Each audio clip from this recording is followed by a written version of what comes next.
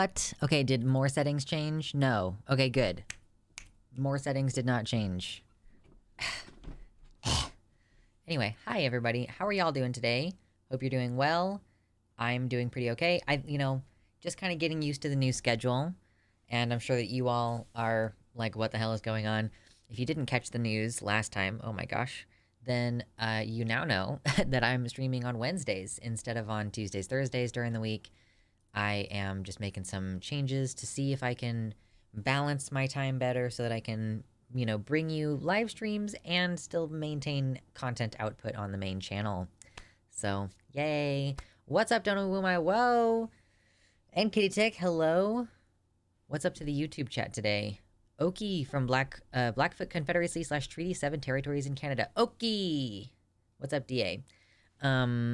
Yeah, sorry about the music not working initially on that. If you've been here since the beginning and it was just silent for a minute, Streamlabs just changes my settings sometimes for my audio output without asking me. So, finally watching the stream without a needle in my arm, stealing my blood. True.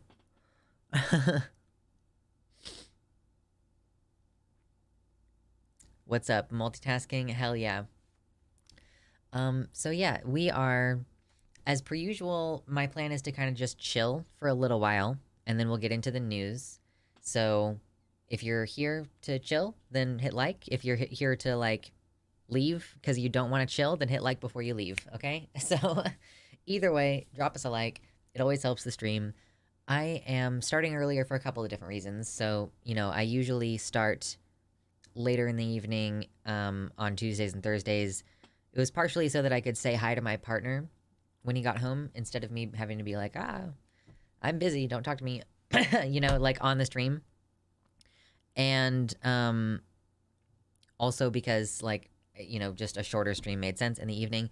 But I've realized that I have a large number of people in the community who are European as well. So, I realize it's like 10:15 in the UK right now, which is not like really enough time for someone in the UK to catch our stream.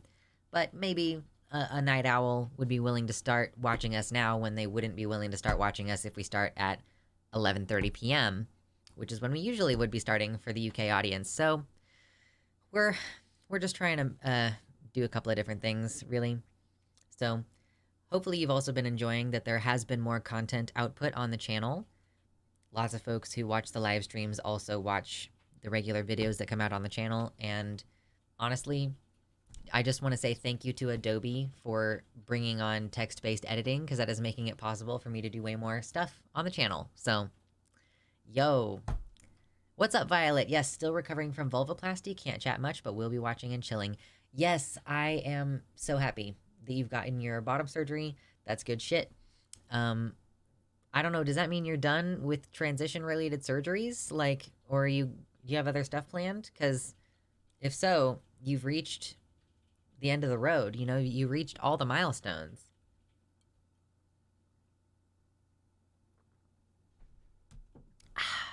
Yum. Does anybody have any random good news? I feel like I should have a place in the... I feel like I should have a spot in the Discord server to dump just good news. Because, like, Violet just got bottom surgery. That's amazing. Violet's healing.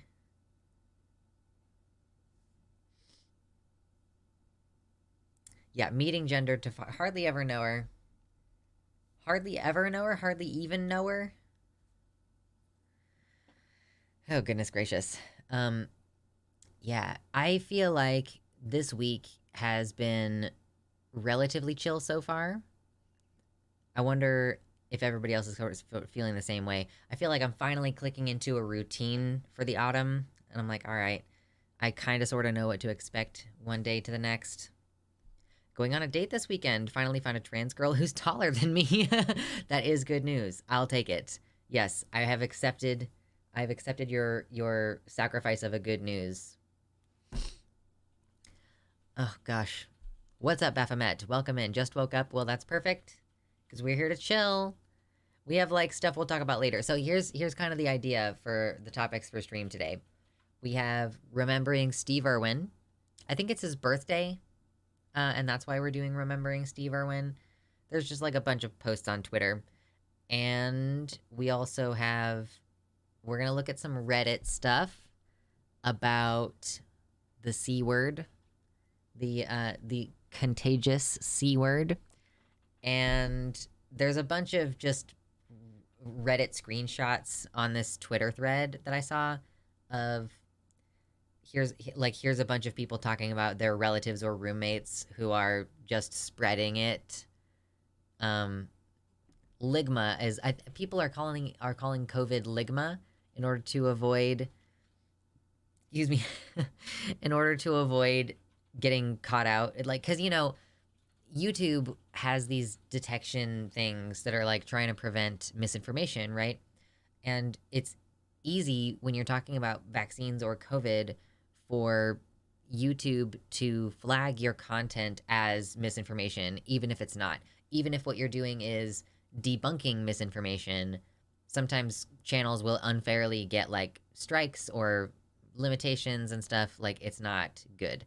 So, yeah. I wish they were contagious. True.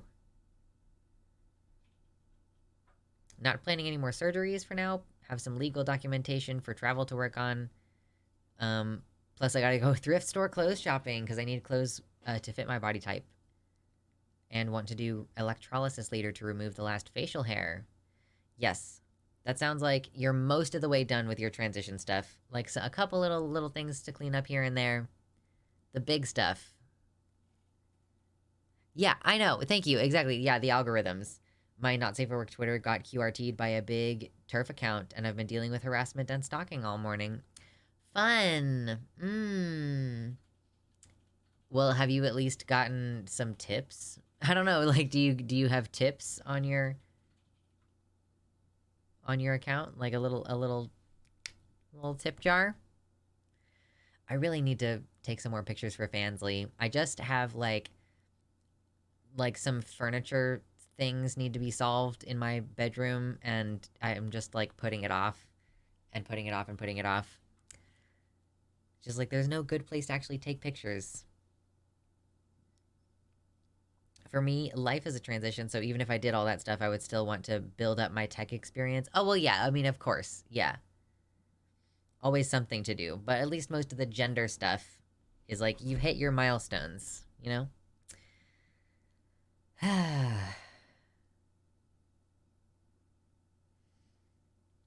Oh, it's the birthday. Wait. So is it not Steve Irwin's birthday today, but rather the birthday of his favorite tortoise? Is that true, Ursa? Apparently people at the gender clinic compliment my name behind my back. Ooh, that's cute. That's cute. You might be able to collab with more overseas peeps with this time. I saw a small channel matriarch type doing several lately, and it seems to help. Yeah, I have been considering how do I do more with, like, how do I do more with the channel? Like, frankly, the channel views, subscribers, down. They're down right now, okay? So I'm just like, what should I do? Collaborations are definitely on the table. Who should I collaborate with? I've collaborated with DemonMama a couple of times. And I mean, I've obviously done stuff with the Progressive Victory people a couple of times. That's like a larger group of people. So it's like, so two things is like, who do you want me to collab with? And the second thing is, what do we talk about? Like, what do you think we should talk about? What question should we discuss? Kevels does not. Kevels is too high profile to care about me, I don't think. Ultimate agender goal. Not having any markers on IDs. True. Lily Simpson could be interesting with her topics on media breakdown of trans stuff. Maybe. And it doesn't just have to be UK people, also. Like, I can also stay up later to talk to people who are on California time, for example, and don't start their streams until, God, like, super late at night.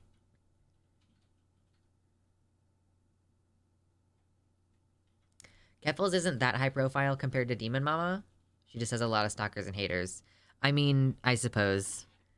But I did DM her on Twitter once. I don't think she ever responded. So that's the thing, is like, I don't know if I can get a hold of her. It's like the problem. Oh, jeez.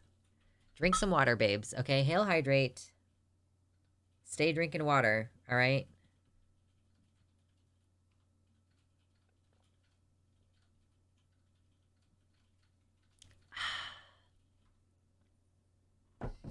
Aotearoa?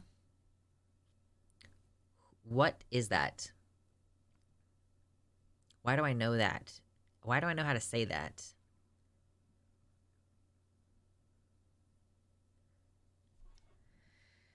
Oh my goodness. I really do feel like I should start prepping some positive stuff for the stream, because I feel like I don't have a lot of shit going on right now. And so that makes it's like I don't have a lot to talk about in this beginning part of stream. I always want to chill and relax during this beginning part, because it's just, I don't think it's healthy for a community to be constantly centered around difficult stuff and like tragedy and sorrow and war and shit. Like, I think that community spaces also need to be chill and community oriented. I'm not doing lewd content. Aotearoa is the Maori name for New Zealand. Okay, I knew that I was familiar with that somehow. I have never been there. I've never been to either way you want to call it, Aotearoa or New Zealand. I'm not doing lewd content. I take spicy pictures for my fansly, but nothing explicit. Want to talk about Thanksgiving recipes? Ooh, that's a good idea. Oh, okay. I do enjoy talking about Thanksgiving, and I just ate, so I am not hungry right now. Which means that I can definitely talk about what I'm planning to do for Thanksgiving. So, okay, well, I actually want your opinions on this, chat. Okay, chat, I would like you to tell me what you think about this, okay? What I did with, what I did last Thanksgiving was I cooked 2 Cornish hens, one for my partner and one for myself. Like, I was like, we each get our own bird, okay? And it was cute, and then I basted them, and it was lovely, okay? It was amazing. This year, I'm cooking for 3 people, okay? And I kind of wanted to get, like, a full-size bird, you know? And, I'm looking at him, and I'm like, I don't know if I want, like... Yeah, I should have celebrated Thanksgiving at Mabin, but I decided not to. I was busy. There's, like, you know, there's the whole turkey, and I'm like, I don't actually know if I don't want, like, the whole bird. I guess that way we would have leftovers, and then you can have, like, turkey sandwiches the next couple of days. But, you know... There's also the option, and this is what I want to know what you guys think, is should I potentially get one of the, it's like just the chicken breast part, you know, instead of the with legs, it's just the chicken breast part? Because here's the thing, I've never cooked a whole turkey before. I've cooked a whole Cornish hen, which is like this big, you know, like little guy, little bird. And I know that it is pretty easy to overcook the white meat in your attempt to, like, cook the dark meat well, and, like, to make sure that the inside of the turkey gets hot enough, right? Like, it's a process. Apparently, Instapot is useful for cooking Thanksgiving dishes. That's, cool. I have an Instapot. It's not the hugest one. Use a digital thermometer. Okay, so gotta buy a digital thermometer now. Find a utility turkey, get some good spices and basting, marinating. Yeah, I mean, I basted the Cornish hens, and I think that basting is the correct way to go. It's the way to get that nice, beautiful golden color. I have a meat thermometer. I have a meat thermometer that's like this big. It's like that long. It's like just, I don't know that it's safe to put in the oven though. It has like a plastic part on it. $20 meat thermometer. I guess this is me, like, going, okay, I gotta start prepping for Thanksgiving now. Hold on. All right. You're telling me I gotta prep for Thanksgiving now. Well, here's my notebook, okay? And so I gotta get a fucking meat thermometer, which I guess will be useful when I cook steak too. So one of those digital thermometers, that's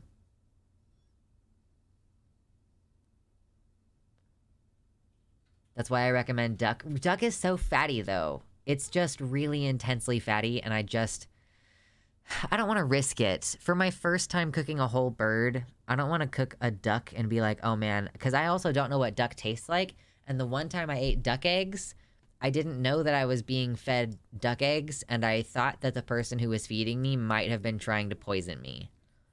I'm just eating these scrambled eggs, and I'm like, something is not right with these eggs. Like, something is not right. But there was a bunch of us at the table, and I was like, I guess I'll die. Like, I'm just gonna keep eating these eggs. And then afterwards, she was like, oh yeah, I cooked up some of those duck eggs. And I was like, oh, all right. But yeah, so it's eggs, but it's different enough that you might think someone's trying to poison you. So I imagine that the duck might be the same. On Thanksgiving, I don't wanna fuck around. I ended up getting a whole bird because it was the same price as a Butterball frozen turkey breast. A duck needs a good marinade. Well, okay, so yeah, so here's my opinion is, like, I would probably try my best, if I could, to wet rind the turkey, because that's how I make my chicken breast really delicious every time, is I always, like, it's, like, not even an option. I will delay dinner and, like, do dishes or something while the chicken is in a wet brine if I forget to put the chicken in a wet brine until it's, like, time to cook dinner. It always makes it juicier. So I'll just tell you that as a tip from me to you. If you're a dry brine person for your chicken, I think that's actually the wrong way to go. So I might try that. I might try to, like, wet brine the turkey. At the dollar store, you can get a cheap meat thermometer. Okay, I'm probably just gonna order something on Amazon.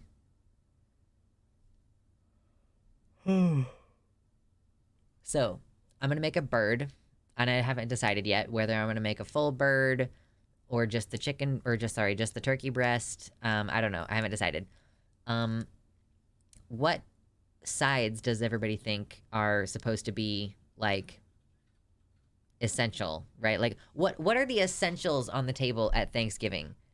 If you went to a Thanksgiving and this thing was not on the table, you would be like, what the fuck is this Thanksgiving, okay? I feel like some green bean dish. I prefer green bean casserole, but I can see why, like, regular green beans with, like, bacon and sugar are really yummy. Stuffing. Okay. I am not usually the biggest fan of stuffing. I guess cornbread oh, so like a savory cornbread stuffing? That's an interesting idea. Cornbread stuffing, or just stuffing in general, I guess. If you have a sweet potato dish on Thanksgiving, do you want that sweet potato dish to be, like, pretty sweet with, like, brown sugar and cinnamon and stuff? I love Brussels sprouts. I cook Brussels sprouts all the time, though, so I feel like that it's not, like, a special thing for Thanksgiving. Cauliflower. I love cauliflower. Cranberry sauce is pretty good, too. Mashed taters. Some kind of taters, for sure. I think last year I was doing so many complicated things that I went ahead and just did instant potatoes. And I love doing instant potatoes. It's so much faster. I do sweet potatoes, brown sugar, cinnamon, honey, marshmallows throughout, and layered on top. Oh, you go all out. Yeah. Brussels sprouts can be a good part of stuffing. Interesting. Okay. Sweet potatoes with sweet things. So, see, I was gonna make a sweet potato pie. I'm losing a lot of people here. I was gonna make a sweet potato pie instead of a pumpkin pie. So I was thinking, like, sweet potatoes, like, maybe that wouldn't be, like, a side so much as it would be the dessert. Let's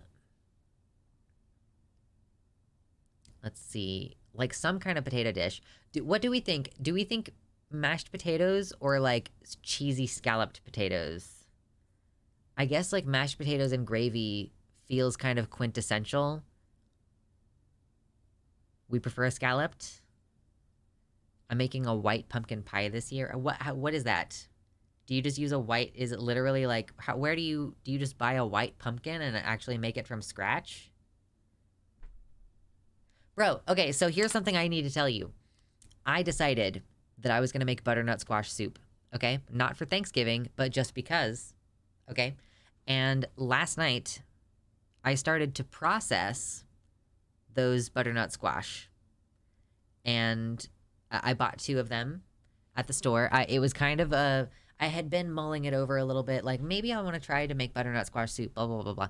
And then I saw that they actually had them at the store. And I was like, shit, okay, I'm going to go ahead and buy it.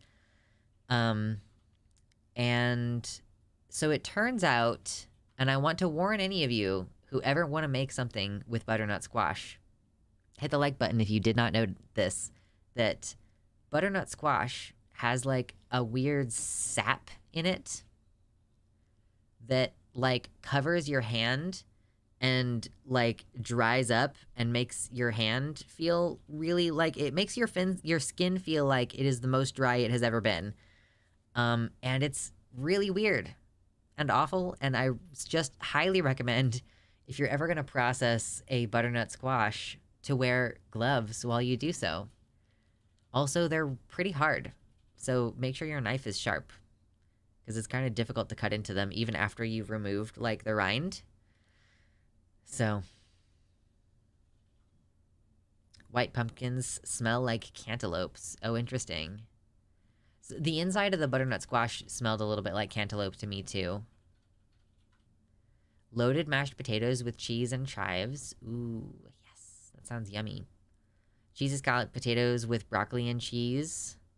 Broccoli and cheese, okay. I had never really thought about broccoli and cheese being a Thanksgiving dish, but that's an interesting idea. Whoa.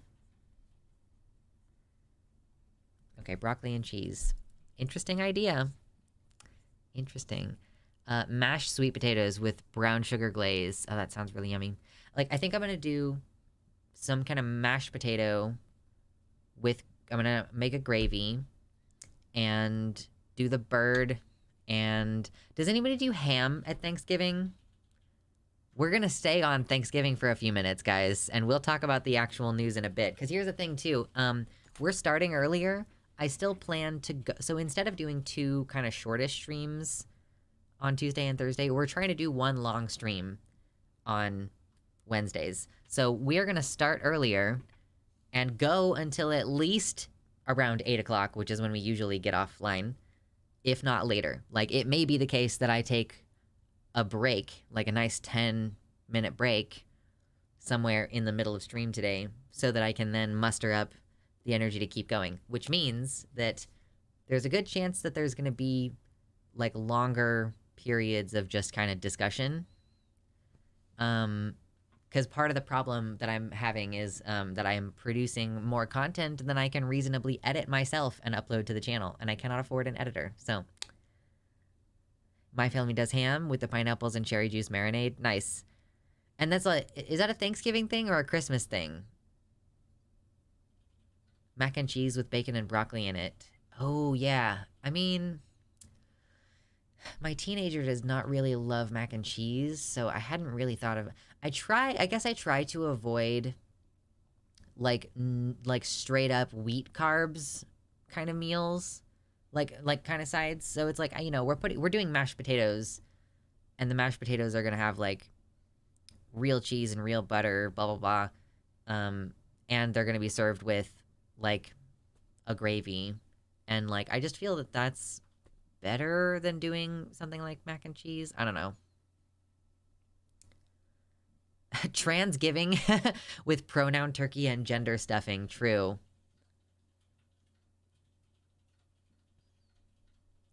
Anyway, so I think I've gotten a couple more ideas from you guys. Brussels sprouts are yummy. So, like, maybe Brussels sprouts as part of... Well, hold on, like... Oh, no, that's a bad eraser. Oh, no. Oh, man. Okay, maybe this is a better eraser. You ever get a pencil that just has, like, the wrong kind of eraser and it just smudges everything instead of actually erasing? Cornbread stuffing Brussels? Question mark. Okay. Mac and cheese is annoying and tricky anyways. Honestly, anytime I make mac and cheese for myself, it's just, like, the grocery store brand boxed mac and cheese. And then when I am done making it as it says to, I will oftentimes, like, add a bunch of shredded cheese to it to try to, like, zhuzh it up and give it more substance.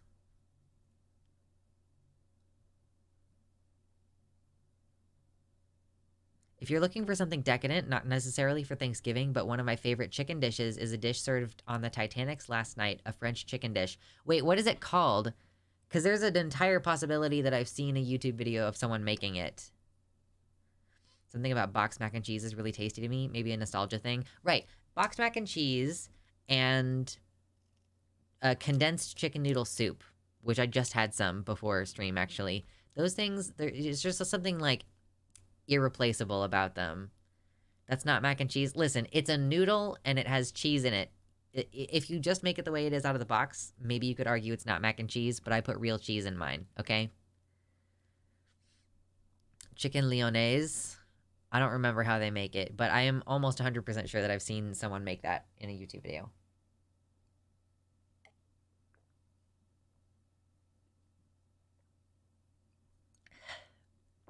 So basically, I'm thinking about that now. Thinking about Thanksgiving now because I'm like, oh shit, I need to, like, make sure I have enough money to, like, buy all of that stuff next week. And, like, actually, shit, you know, I'm like, shit. I hope that I get plenty. Listen, help me get to the dono goal tonight, because if I get to the dono goal tonight, then I will have enough money on Friday to go to the grocery store and not put even more money on my credit card. Oh, man. Because, yeah, it's crazy. God, like, groceries are my main expense right now, and it's so expensive. It's crazy how expensive groceries are right now.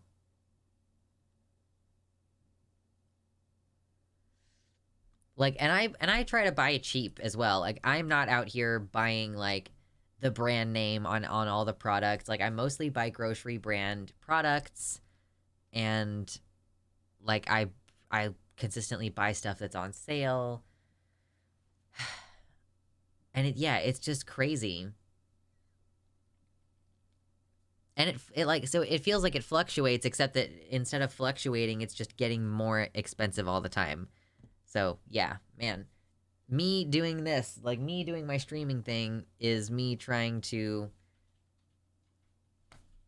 survive enough and, like, afford groceries without having to, like, my partner already pays, like, a lot of our bills, and, like, comparatively, I basically, like, cover, like, groceries and a couple of our bills. And because of how expensive groceries are, it ends up being, like, a lot. So, I don't want to have to be like, I'm running out of money because groceries are so expensive. Like, oh man, you know how sometimes things fluctuate up and down. Well, however, grocery prices are fluctuating up and up. Gas is what's killing us right now. Living rural, I love it, but it's like $100 plus per week to get my sweetheart, to get my sweetheart just back and forth to work if we drive nowhere else. Yeah, I've been feeling like I have to get gas a lot for how expensive it is. Pretty irritating shit. Capitalism and inflation. Yeah, it's crazy. And, I live in Kansas, so the minimum wage doesn't really get increased here. But, some places are increasing their starting wage in order to just be competitive. Like, they'll say, oh, like, if you want to work at the Walmart or whatever, then it's $15 an hour. But yeah, as a streamer, like, when people don't have money, then I don't get money, and it's interesting how that works. It's not like if I move to somewhere that has a higher cost of living, my income isn't necessarily just gonna go up because a job will be better there. I had to try and budget for Thanksgiving meal stuff this week. I plan on making mini pot pies from the leftover turkey I'll have, so I had to budget for those ingredients too. True. currently hate car dependency. Driving is fine, but not being coerced into it. I love my car and I love driving. I also don't think that the world should be catered to people who want to drive cars. My condolences about Kansas. At least it's not Oklahoma. At least it's not Oklahoma, I suppose. I have only been to Oklahoma a couple times, and I don't remember literally anything about it, so... Excuse me. My new conspiracy theory is that the gas is literally shit now, and my gas mileage has dropped into horror zones. Right, it's like, am I actually going through the gas any faster, or am I just imagining that? I don't actually know what the case is. Agree on not catering to drivers. Like, listen, I have a really good reason for liking driving my car. And one of those reasons is COVID. And, like, I don't want to be constrained to the amount of groceries that I can carry or that I can fit with me on the public bus. So, yeah, those are, and, like, you know, I like being able to go places when I want to go and not have to do the coordination of looking up when the bus is running and blah, blah, blah. But I understand that we should not make our society oriented around that. Have you tried pipian? Pipian? You take your leftover turkey and mix it with a sauce made with ground pumpkin seeds and green chilies. No, I have not. Ooh, I did take, in the process of, roasting the butternut squash, which I have not actually made the butternut squash soup yet. I could do it tonight after stream, potentially, but I did roast the seeds, and I haven't tried to eat any of them. I was basically thinking, oh, these would make a really fun garnish on top of the butternut squash soup. So, and here's kind of my plan recipe-wise on the butternut squash soup. And I'm making them from scratch. I bought the gourds, processed them, took the seeds out, took the goop out. They have goop inside like pumpkins do, you know? So they're kind of, you know, they're shaped like woo, and then a little bit smaller of a whoop up here. And so you cut them kind of close to the bulb part, and that's where the seeds are for the most part. And then you cut them up into cubes, and you roast them, and that's part of the butternut squash soup. I'm also going to roast some carrots and include those in the soup. I'm going to saute some onions, maybe a little bit of garlic, probably put in like some cinnamon and maybe some other warm spices like nutmeg or allspice. Not totally sure, haven't decided yet. But yeah, and like vegetable stock or like vegetable broth, I think is the other main ingredient. And then there you go, bing bang boom. That's a squash soup. I hope it's going to be delicious. And I'm also going to probably put, I don't know if I'll mix a lot of heavy cream into it or if I'll maybe just do a heavy cream swirl as part of the presentation of it and then put some of the seeds, like sprinkle the seeds on top as like a garnish. I was also thinking about maybe cooking bacon and putting like a couple of slices of bacon on top, like stack them in and like some really make it like a nice, beautiful presentation. But I haven't decided like how ridiculously far I want to go into. Here is the thing. I've been clearly watching too many food shows that do all these fancy presentations. I'm sitting here thinking like about 3 different garnishes, basically. A garnish of bacon, a garnish of butternut squash seeds that I've roasted, and a garnish of heavy cream. Like, when I tell you that I am crazy, like, and I go all out and I'm a big foodie, like, those are all true things. I don't actually know how much I talk about that stuff. Like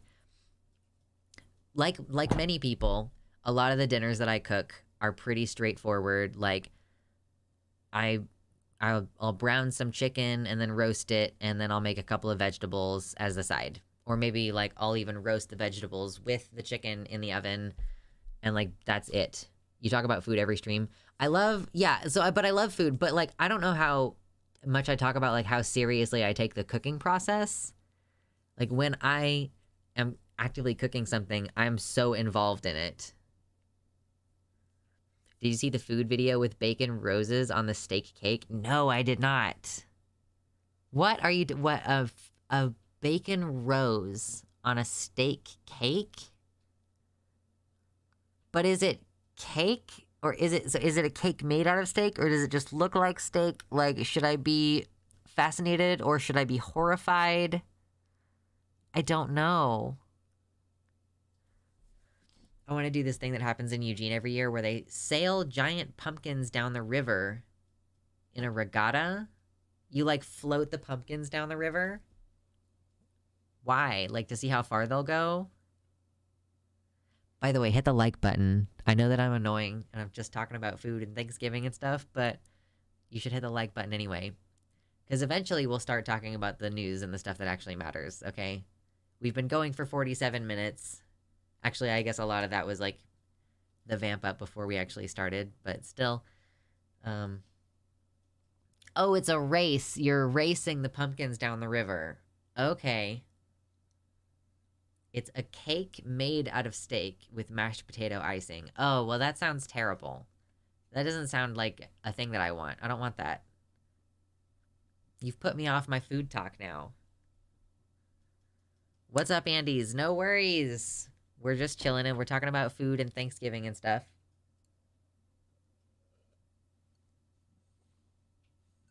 Lux is that one hobbit with the giant pumpkin that everyone's paying attention to at the end of Return of the King. Yeah, the Forsaken heroes return, and meanwhile everyone is just paying attention to me and my thick booty gourd. Totally get it. Love cooking even though I might be lazier than you in daily life. Most of my food is pescatarian or vegetarian with easy toss-ins. Nice. I try to have, like, some major protein in every meal because my partner, like, is a big man who has a big physical job and needs protein. So, you know, like, chicken or some other meat, like... Gordon Ramsay roasted that steak cake, chef. I don't like Gordon Ramsay, though, so I'm not gonna feel like, oh, vindicated by that. Goodness gracious. Great balls of fire. Flexing for us is a big physical job. I haven't needed to flex for you guys for such a long time because we are not getting to the dono goal. Like, are you seeing this? Like, we are consistently not reaching the dono goal. It has been, like, a couple of months since the last time that I managed to get to the $100 in one stream. I genuinely, like, my channel is struggling right now. But I want to flex for you, especially because I just started going back to the gym 4 days a week, and I'm actually gonna push myself pretty hard this time compared to the last time I was doing or working out on a regular basis. So, I don't know if you want to see, like, what I look like right now, and then, like, you know, you'll be able to see me again in a couple weeks and compare and see how much bigger I've gotten. Because I'm gonna, like, the point is that I'm gonna get real big. Which is worse, steak cake or toast sandwich? What's toast sandwich? Is it a sandwich with bread? Or is it, sorry, is it like a soft bread on the outside with a piece of toast in the middle? Is that what's going on? I'm so confused. It has butter and pepper. I mean, I feel like the steak cake is objectively worse than the toast sandwich. The toast sandwich is going to have a nice textural difference. I mean, I'm not saying that I want to just eat bread on bread on bread, but I'm saying if there is one that's a bigger abomination or aberration, then that's going to be the steak cake for sure. Like, no question. It's the steak cake.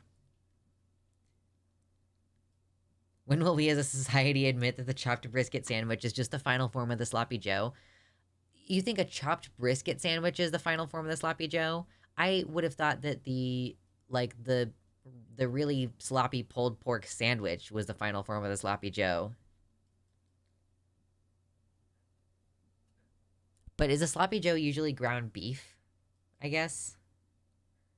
Does the type of meat make a difference? So the chopped brisket is a type of meat and therefore, sorry, is a type of beef and therefore that makes it more relevant to the sloppy joe? Maybe. These are the kind of philosophical questions that you can expect us to answer on the Luxander show. Welcome in if you're just joining us. Hit the like button even if you don't plan on staying. we are going to start talking about news and important stuff in a little bit, shortly, in a little while. We'll get around to it. We'll start at some point. You can also make a pulled beef sandwich. Ooh, I guess you could. Like, you could pull apart, like, a roast or a brisket. You could get, like, a nice beef shoulder and do a melty, tender, slow cook kind of situation. Ooh. Could you make, like, a pulled beef out of a beef shoulder that you just put in the Instant Pot? Like, could I do that? Could I make, like, a shredded beef in the Instant Pot? That's, like, I could make it, like, a smoked thing. Can I make barbecue? Am I learning just now that I basically can make barbecue in my Instant Pot? Because I think people have talked about making pulled pork and pulled chicken in the Instant Pot. You can just cook it slow. But it's a pressure cooker, so that's the thing, is that I can cook it fast. Like, you know, if it's the difference between having pulled pork or not having pulled pork, and it's just, like, lowest pressure setting, long time, okay. I've made pulled pork in a crock pot. I imagine it would work in an Instant Pot, too. Yeah, but what about, like, but could I do it with a beef shoulder?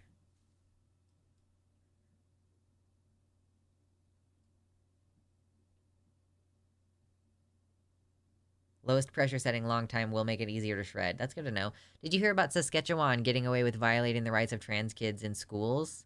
No, Saskatchewan. Is that a province in Canada?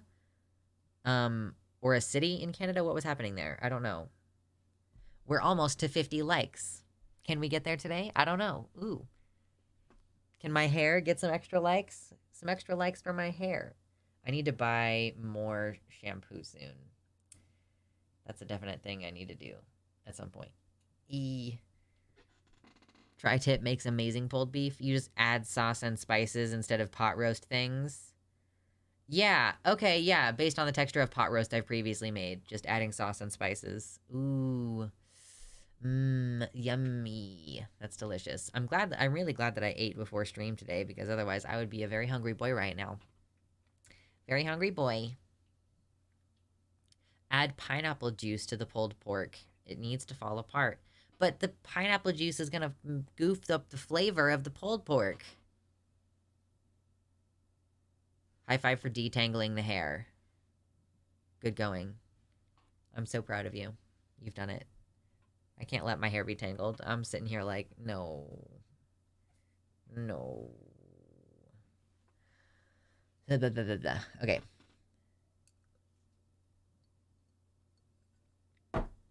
I've now drank an entire glass of water. Let's see how long it takes before I have to go take a break.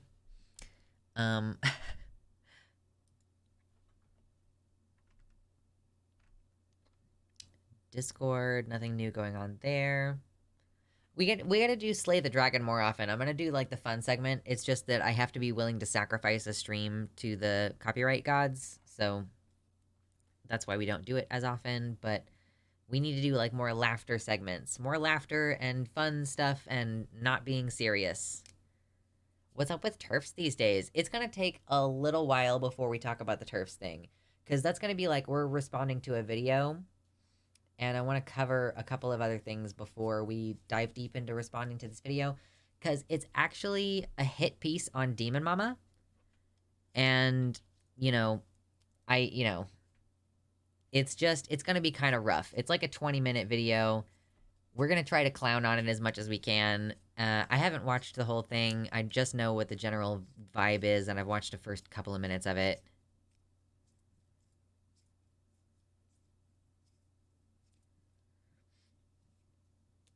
Marinate your stuff in a light apple cider vinegar marinade overnight. It's a great tenderizer. Is that not going to impart, like, a flavor of apple cider vinegar flavor? Because, like, listen, if I marinate, it's going to be in something just really, really, really salty. I looked away from stream for 5 seconds. There's a hit piece. Listen, that's what the title of the stream is about. The title of the stream is about a video by this UK TERF who is accusing DemonMama and DemonMama's partner Fawn, of like some weird shit, like basically pedo jacketing them. And I haven't watched the full video, but that's kind of what the title of the stream is, and that's what I'm planning on covering later on in the show. Maple bourbon olive oil overnight. For what meat? Maple bourbon and olive oil. I don't know. Why would it... do I want to waste bourbon on marinating a meat? I don't know. Oh, I don't know if it's worth it. Do maple bourbon and olive oil on chicken and steak. I suppose. Meat is expensive. I watched the video in question and it is horrendous. Yeah, I haven't watched it. I know I've seen the Twitter timeline of the person who made it though, so I know what we're doing. I got some barbecue and I just got to the part where I eat the pickles and onions by themselves. Yum. I think that you're meant to eat them throughout to kind of cut through the fattiness. Yes, Cope and Seethe is the video that I'm talking about. Yes, thank you, Baphomet.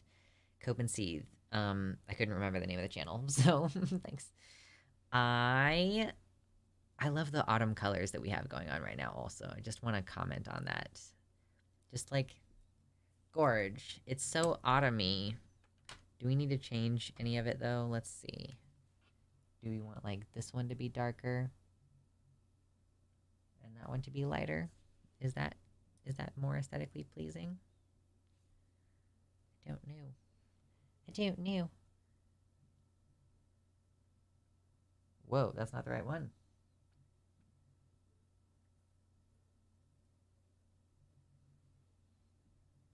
Pretty cute though. I don't know. Yeah, that's nice. It's all orangey. It's all orangey and warm. Yeah, what a very sane name. It's a very sane name. I'm having buyer's anxiety lately. Is it true my girl Wendy's is supporting Israel? I don't actually know. But, yeah, it's like... I don't know if you can reasonably avoid contributing to a company that supports Israel. Like, I just don't know if it's possible in this day and age for there to not be someone with ties. Because, like, all these super rich people have, like... I don't know. Are rich people invested in Israel, or is it mostly just rich governments that are invested in Israel? That's a question. BDS had a few specific targets. I forget who, though. One was Starbucks. I heard Starbucks. I heard McDonald's. I was not sure how much of that was, like... you know, I heard someone claiming that some of the lists of potential boycott targets that were going around were... designed in such a way to make you feel like, oh, I have to boycott everything. It's not possible, and I might as well not do it. I'm not totally sure. It's like, you know, hard to say who makes these lists and why, because they're not credited, and it's like, how do you trace them back to their source? Rich people be doing rich people stuff.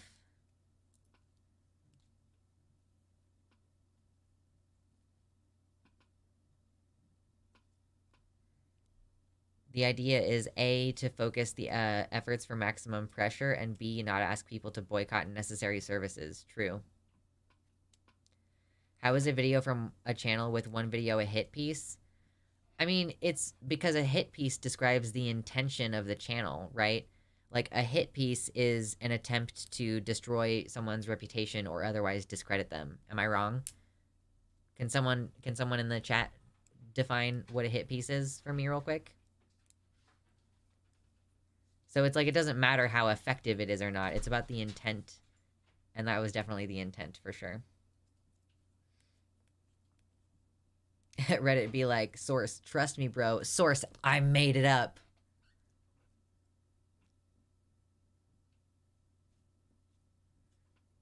Jonathan says, we give Israel money. Israel turns around and lobbies our congressmen and our lawmakers with the very same money we just gave them. I think, moreover, they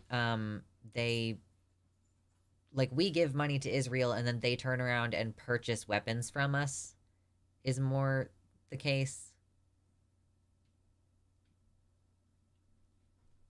What's the Reddit thing? Are you asking me what Reddit thing I'm planning on covering today? The Reddit reaction segment?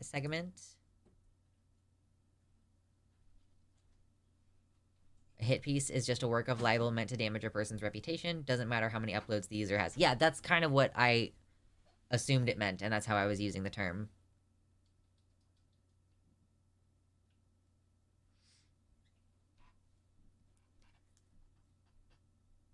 And I guess the there might be like an implication with a hit piece in previous journalistic times that, you know, that you have to have a certain amount of credibility and ability to damage someone's reputation via like being credible enough to get published in like a newspaper, for example.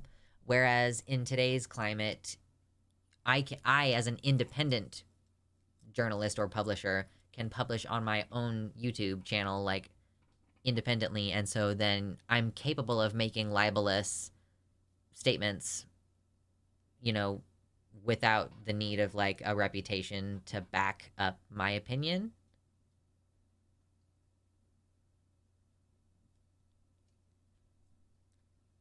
And I guess I would not say that it has to be libel in the legal sense, but rather more like, you know, it just is it's hearsay meant to damage a person's reputation, let's say. Or it's like interpretations of their words and actions that are intended to damage their reputation. No, you're fine, Trinity. Don't worry about starting a debate. This is the fun of me interacting with chat, is that we can explore these ideas and, you know, try to narrow down these definitions, figure out what stuff actually means. Accusing someone of libel is accusing them of a crime, which sounds like libel to me. True.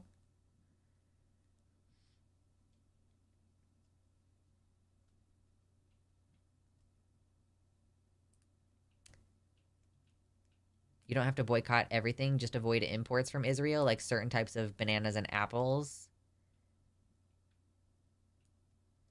Jonathan Earl's opinion is that a hit piece is a deliberate mischaracterization and taking things out of context for the sole purpose of hurting someone's prospects of prosperity via perception, like ruining someone's reputation, basically, and damaging their career. I would not necessarily say that what's represented in the Cope and Seethe video is misinformation, but it definitely is presented with the intent to misinform the viewers. Okay, well, good to know. I do plan on watching it later, so we'll get around to it.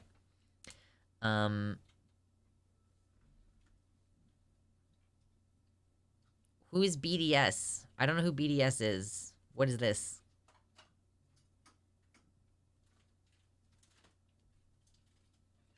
Has DemonMama done a segment on it?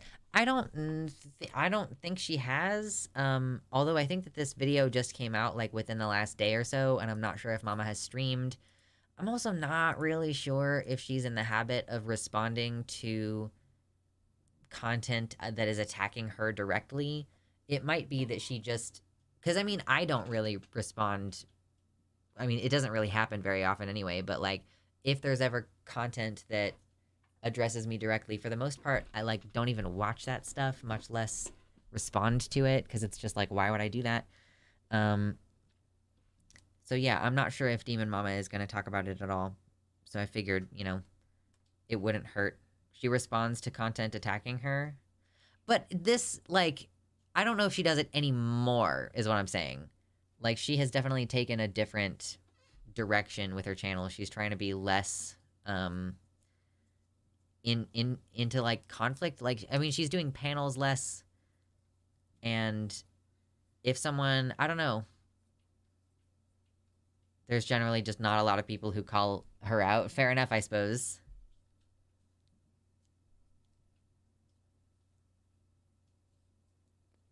She responded when Shu did it, and she did when that one commentary channel came after her.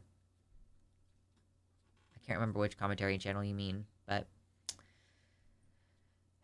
BDS is the Boycott, Divest, and Sanctions movement. It is decentralized, but there's a list founded by Omar Boguti and others. So they have a website that shows things on the consumer boycott, which Palestinians have been asking for. The biggest companies being HP, Puma, SodaStream, AHAVA Cosmetics, and Israeli Goods and Products. Starbucks, McDonald's, Southwest Airlines, Boeing, and Disney aren't part of the BDS boycott officially, but they are good to add if you can. What makes them good to add in this situation? Or is it just because, like, you should be boycotting them in general? Like, I mean, obviously Starbucks is not good on their labor practices, etc.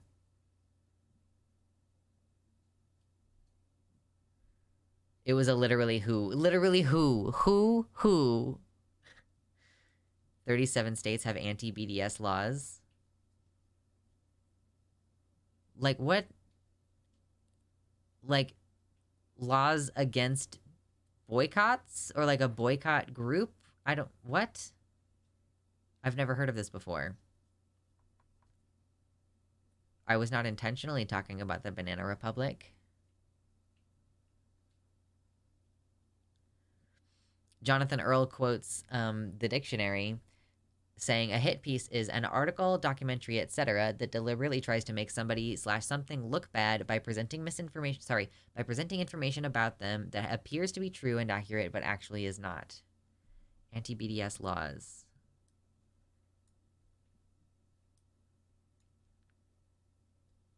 Okay, hold on. Let me find you again. Where you go, chat? Okay, there you are.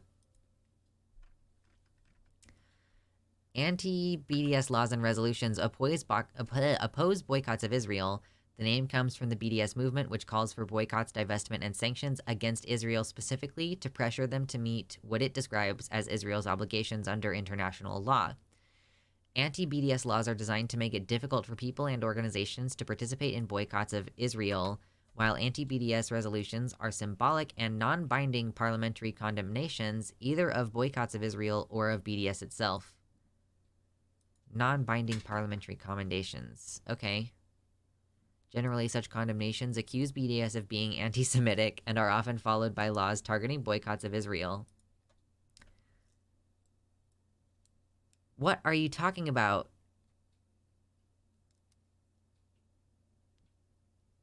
The claim is that boycotting Israeli products is a form of anti-Semitism, and therefore it can be illegal. Like, what do you mean? Like, what aspect of the boycott are they making illegal? Is it the not purchasing stuff part? It can't be the not purchasing stuff part. It has to be the, like, advocating for the boycott part. Because otherwise, are they like, how are we going to force you to spend your money at Israeli-owned businesses or whatever?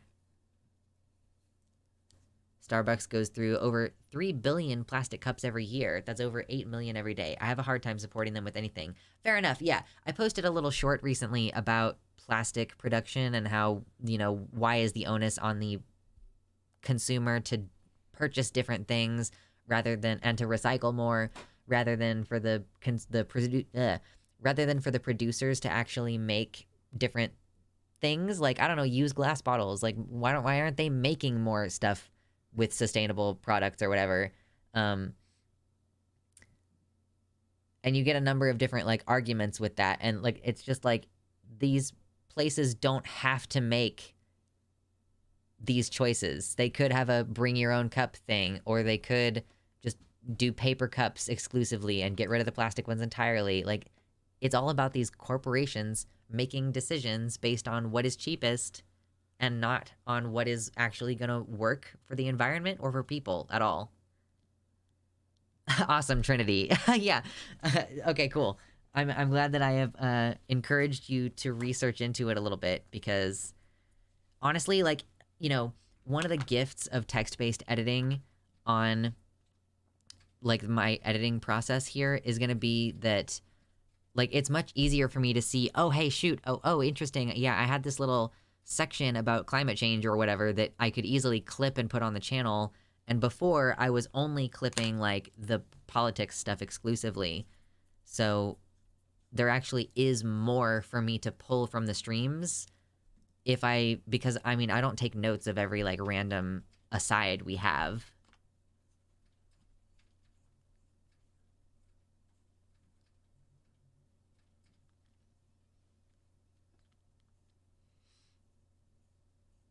For Texas specifically, quote, the law prohibits the state from contracting with businesses that are unwilling to pledge that they will not boycott Israel. It also requires Texas to develop a blacklist of for-profit entities which boycott Israel so that it can divest its pension funds from those entities. Dude, that's crazy. That's crazy. Like, the law prohibits the state from contracting with businesses unwilling to pledge that they will not boycott Israel. So it's like, that's like a freedom of speech issue. In Kansas, quote, the law requires individuals and companies to certify that they are not boycotting Israel to be eligible for contracts with or procurement from the state. Wow. What is wrong with Republicans? What is wrong with you people? The Zionist lobby views any criticism of Israel as anti-Semitic. Well, of course, you can engage in all kinds of crazy nonsense and genocide if you just, like, pretend that you're the victim in that situation, you know? Oh, they did one terrorist attack on us on October 7th, therefore we're gonna destroy their lives for a fucking month. Just a whole month. We're just gonna keep dropping bombs for a month. That's Israel's right to defend herself, though. So don't just shut the fuck up about it, apparently. It's not just Republicans, because support for Israel is bipartisan in our government. It's so dumb. It's so dumb. Oh my god.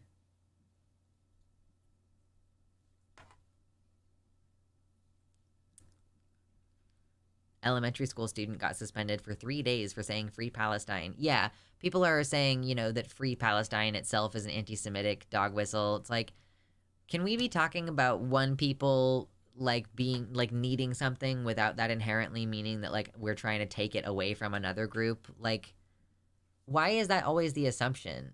Like, why do you think that I have to want something bad for one group in order to want something good for another group? Anyway, it's all pretty dumb. I did not have any Israel news teed up for today, although, of course, like, if you follow me on Twitter, I am just fairly consistently retweeting stuff about, like, how awful and scary everything is over there. So, yeah, I mean, you know, and I have been talking about it on the show, but I just didn't have anything officially planned today, so I'm not really intending to delve very far into it. Oh my god. Ooh. Oh my goodness. Why am I so yawny? Okay, I might have to run and grab a little bit more water real fast, because I have already TKO'd an entire cup of water.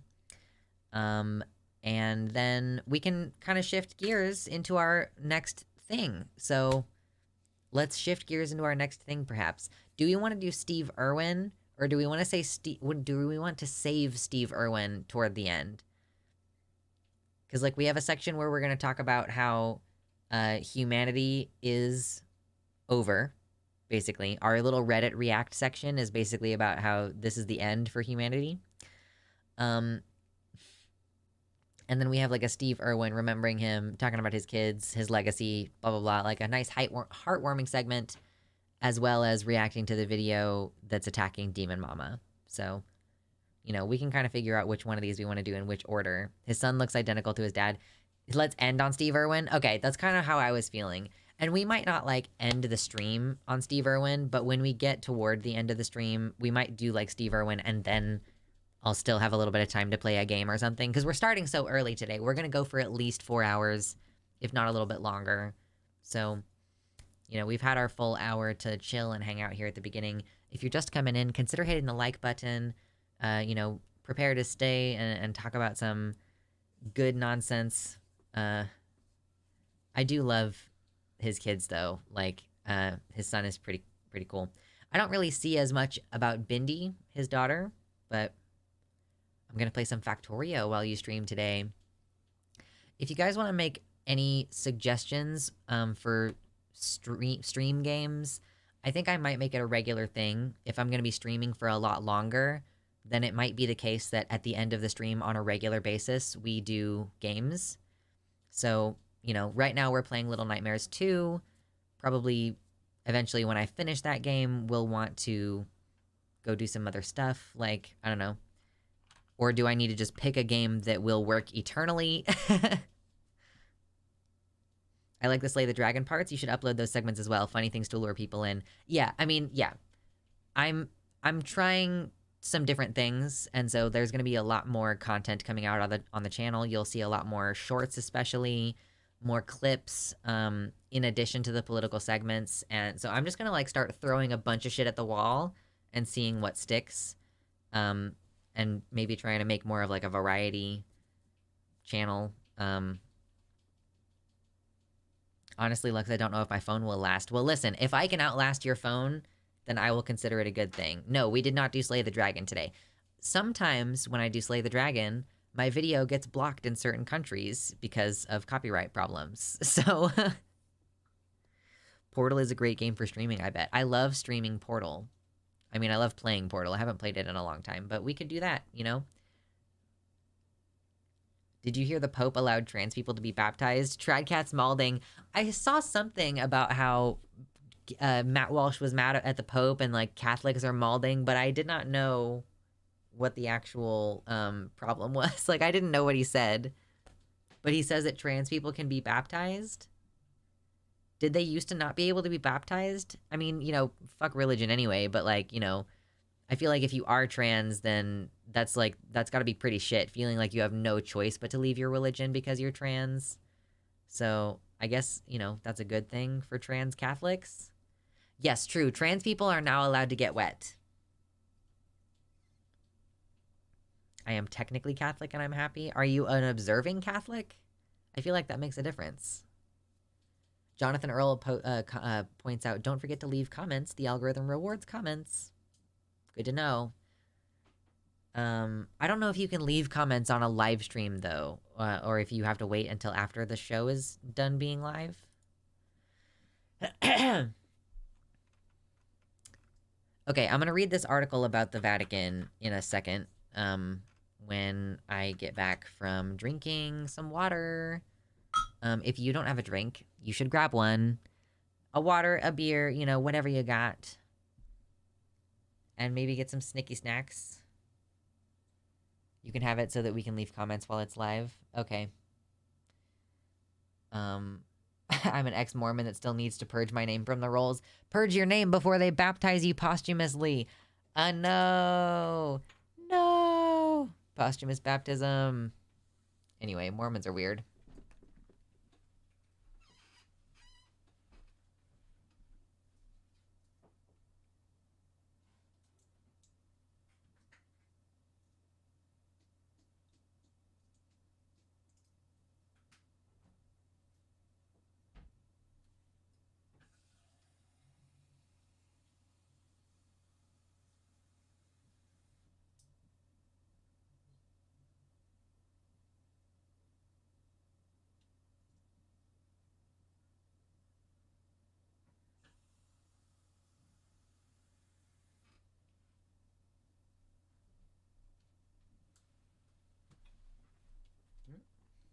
Okay, I'm back. I have water. Yes, Hassan is guest hosting the stream today, as per usual.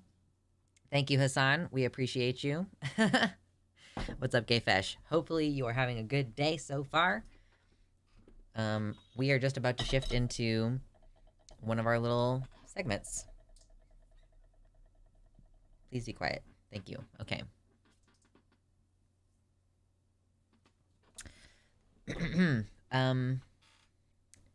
I was already baptized for like 200 plus dead people when I was a kid. I kind of feel bad about that. I wouldn't want someone to decide shit like that after I was dead. Yeah, I don't, I mean, you know, it's weird because it's like I will be dead, so I won't care, but I also don't want people to disrespect my memory like that. Like, I don't want a religious funeral to happen because that would be a misrepresentation of who I am as a person, and I just wouldn't enjoy that. So, okay, so we're just going to look at this really quickly. The Vatican says priests can baptize transgender people. The Vatican says trans people can be baptized within the church as long as doing so doesn't, quote, create public scandal or confusion among the faithful. What does that mean? The statement from the Vatican's theological watchdog group called the Dicastery for the Doctrine of the Faith came in response to a question from a Brazilian bishop called Jose Nigre or negri of Santo Amaro. The document does go on to say that the sacrament of baptism has an indelible character regardless of the state of sin of the person receiving it.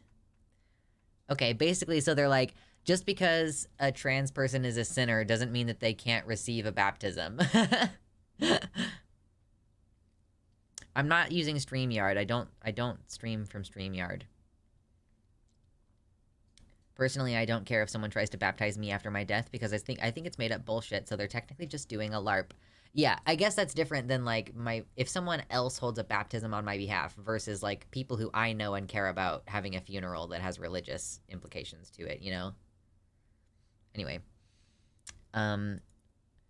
So Pope Francis has repeatedly held throughout his papacy, and the document does reiterate this, that the church is not a toll house and that the door of baptism should not be closed to anyone. Excuse me. The document was also signed by Cardinal Victor Manuel Fernandez, saying that the church was not offering approval or disapproval of the idea of gender identity. Pope Francis has referred to specific understandings of gender theory that include trans people as a form of, quote, ideological colonization, and the document makes clear that baptism of transgender people should not cause, quote, scandal. The term scandal in Roman Catholic theology has a specific meaning. I did not know this. Has a specific meaning different from the more common use of the term, which means moral outrage. In the Catechism of the Catholic Church, the scandal is described as, quote, an attitude or behavior which leads someone to do evil. The person who gives scandal becomes his neighbor's tempter. So the definition goes on to say that someone who's causing a scandal is, quote, damaging virtue and integrity, and that doing so could, quote, draw his brother into spiritual death. So, okay, interesting. So I guess trans people are not understood by the Catholic Church to be inducing others into evil. I mean, I feel like I know some really hot trans women for whom that is not true. They're definitely, they're definitely seducing people into sin by making them homosexually attracted or whatever. But I mean, oh man. Do I induce you into evil, Lux? I mean, I don't think I can be induced into evil. I'm already evil enough. You succubi have no power over me because I am already one of the evil ones. I mean, I can easily see Catholics arguing that the existence of trans women itself is scandal in a trans panic defense kind of argument. Yeah, I mean, like, yeah, that, like, sexy trans people are trying to trick you into doing a sin. Because it's like, I guess that would mean that they would have to start accusing a lot of women of scandal. And, like, it's like, are you not allowed to be a Catholic woman if you've ever worn short shorts and high heels to the club? You know what I mean? Like, if you're trying to induce someone to want to buy you drinks and take you home, like, and if premarital sex is a sin, then, like, yeah, that would also be, like, tantamount to this. So, like, yeah, I don't think that you could start one way without the inevitable, like, slippery slope kicking in.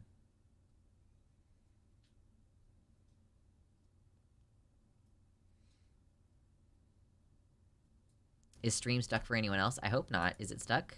It seems like it's okay. Yeah, it seems like it's okay. But maybe not for you. I'm sorry. Rip in pieces. Rip-a-rooney. Rip-a-Buddha. Smooth like butter. Ooh, smooth like butter. Yummy, yummy, yummy, yummy. Yeah, Mama Mephistopheles, I am sexy trans people. I'm tricking people into sin all the time. Yeah, she be posting the nudes on Blue Sky. She'd be posting nudes on Blue Sky. It's true. Every time, it's like most of the time that Mama Mephistopheles posts pictures on Blue Sky, it gives me the, like, this is hidden because you wanted us to let you know before you see explicit content. And so it's like, I would have to click in to see it. And I'm like, yeah, Mama, you're doing your thing. Today, Mama just posted some cake. Uh-huh, sure, uh-huh. Sure you did. Smooth Like Butter sounds like an 80s band name. Is Blue Sky less buggy now? I mean, it's usually fine when I use it. I don't ever use it on the mobile app. It's only on the desktop computer, so I don't know if maybe I'm not the right person to judge. By the way, hit like on the thing if you want us to continue the show. Do it. Do more. Do more. Did you see Ben Shapiro and Candace? No! No! Ben Shapiro and Candace Owens are fighting. Mom and Dad are fighting. No! No!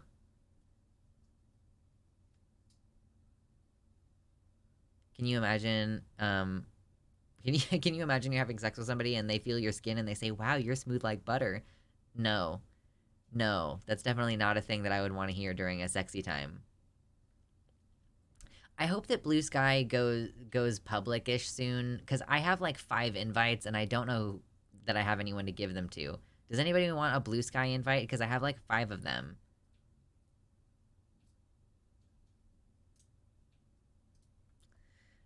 Okay, so Mom and Dad are fighting. Let's see, what are they fighting about? I don't think I can make this picture any bigger, actually, so I'm sorry if you can't see it. You have to deal with it. Candace Owens originally tweeted, "Blessed are the peacekeepers, for they shall be called the children of God. Blessed are they which are persecuted for righteousness' sake, for theirs is the kingdom of heaven.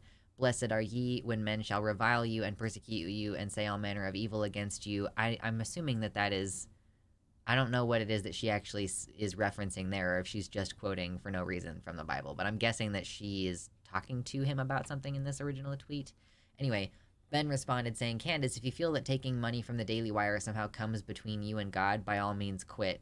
Maybe she's criticizing the Daily Wire's official position on something.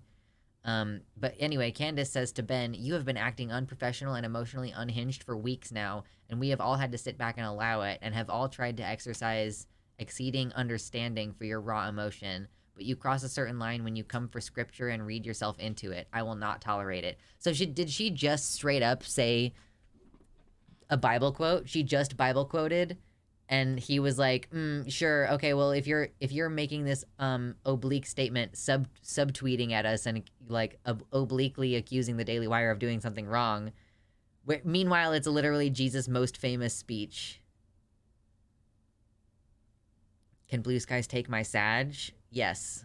If you like seeing sex workers post about their mutual aid funds, then Blue Sky is the place for you.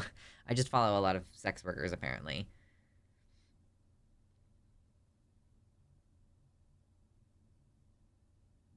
Just post on other social media. But I don't want to, like, post...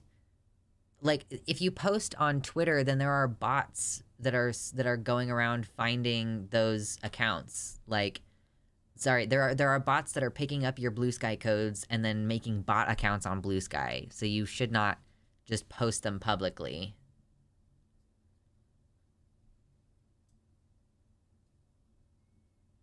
I thought the right wing loved disagreement. Yeah, amazing.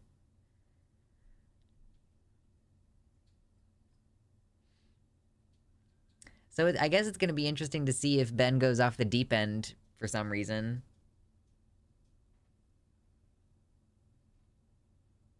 Yes, sex workers are awesome and deserve the mutual aid support. So, I mean, if you like looking at nudes, Blue Sky is definitely a good avenue for that. And a lot of leftists are over there. I need to find more people to follow. Like, you know, I think DemonMama, for example, I think DemonMama is more active on Mastodon, and I just never really settled in on Mastodon, but Blue Sky actually is just more familiar, and I like it pretty well. So, I don't know. I wish that more people were on Blue Sky. I also wish that Blue Sky didn't show you everybody's replies in the feed. Like, bro, Neil Gaiman replies to a lot of people. I do not want to see a bunch of Neil Gaiman replies to people in my main timeline. There are custom feeds. Yeah. Just followed you on Blue Sky. Nice. Blue Sky is like my main... I don't know. It's like one of my main forms of social media. I'm trying to post more on my YouTube page. I don't bother using the main feed. I guess, do you just go to lists and, like, make lists? Or subscribe to lists on Blue Sky? But But yeah, I've been posting on the YouTube community page more, which mostly I think shows up for mobile users. I don't think that shows up very much for people who are on the desktop platform. At least from my desktop experience, I never see those community posts, but I will see them when I'm scrolling the mobile app. So I've been trying to do those more a little bit, but I'm also posting more on my Patreon page, and that includes free stuff. So, like, and then Blue Sky is kind of my more random bullshit that is like whatever I'm thinking about. And like I do still occasionally post on Twitter, mostly retweeting things. And that's kind of where I'm at with social media right now. I scroll on Facebook a lot, but I'm not like posting there a lot, you know?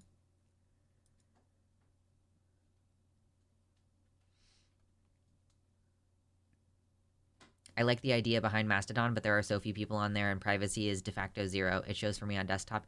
I don't mean like, if you go to someone's channel on YouTube, of course you can see the community tab on there, but it doesn't like organically show it to you while you're browsing the website. While you're browsing the website, it'll show you like, here's a bunch of regular length videos, and then it'll have like a widget where it has a break and like, okay, here's a bunch of verticals, here's a bunch of shorts, and then it'll go back to like, okay, here's a bunch of videos. I don't think for me it ever shows like in the regular browsing of YouTube community posts on the desktop experience. I guess it has started to do it a little bit. This is relatively new. What am I about to show you about who I follow on YouTube right now?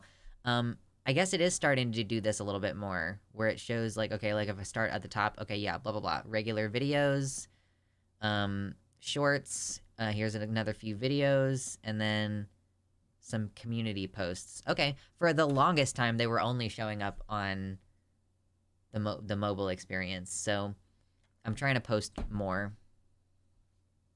I just scroll on Twitter because I have a pathological problem with getting in internet arguments.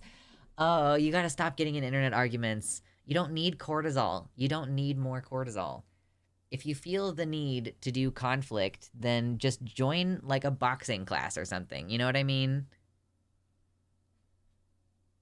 I like the idea behind Mastodon, but there are so few people on there and privacy is de facto 0. I think that was part of the issue for me as well. That there's no like I don't know. It's not like everybody's in one place together. It's all like decentralized. Are you telling me you don't want to be on X, the everything app? You should stream on there. Soon it'll be your banking app too. Yeah, that sounds like a nightmare. Streaming on X.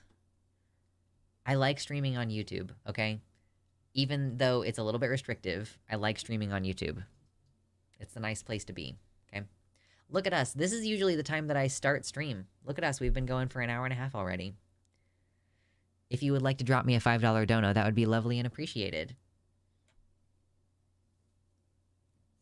Are you going to show me a picture, Trout Dealer? Excuse me. Okay, yeah, you're seeing the same thing that I'm seeing. Yeah, and I appreciate you posting that. So, yeah. Trout Dealer is also getting this new... No wonder YouTube was so fucky for a bit. They've been rolling out a bunch of big updates recently. Okay, Baphomet. Welcome back. Twitter sounds so much easier to say despite being longer. Twitter? Blue Sky? Or X? Yeah, X. X. X. X. X. X. Versus just like Twitter. Twitter, Twitter, Twitter, Twitter, X. The ek and the s are both really harsh sounds put together like that. X. Twitter. Oh, ow, ooh, ow, okay. There's 42 concurrent viewers. That's the meaning of life. Gorge, welcome. Okay, so... Truly, X is like a 12-year-old's idea of cool. Earlier today, I was on Twitter... and I was looking at the sidebar, and what it actually said in big bold letters over, like, you know, where it says like what's happening and stuff over on the right on the desktop. It'll be like, it said live on X, but my brain was like Lil Nas X, and I was like, like, okay. I'll stop dead naming Twitter when Elon stops misgendering and dead naming his daughter. True. Triple X. XXX. That's the porn. That's the porn thing. No, you cannot. No, no, no. No, no, no, no. Oh my goodness. Okay. Yes, follow me on Blue Sky if you want. Come to the Discord server. I want the Discord to be more active, huh? Let's do it. Let's have more active Discord server time.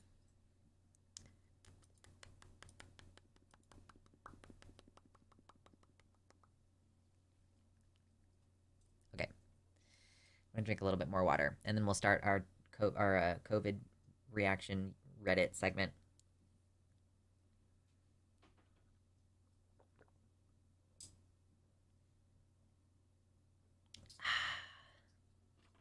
I don't actually think I will, though, Trinity. To be fair, like, to be clear, I don't think I will ever stop dead naming Twitter.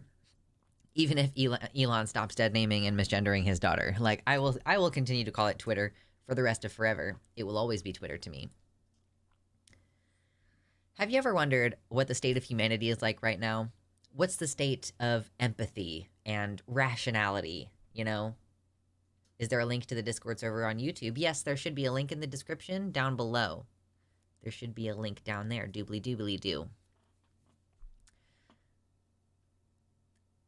I have had a little update about the state of humanity, and it's that it's not very great.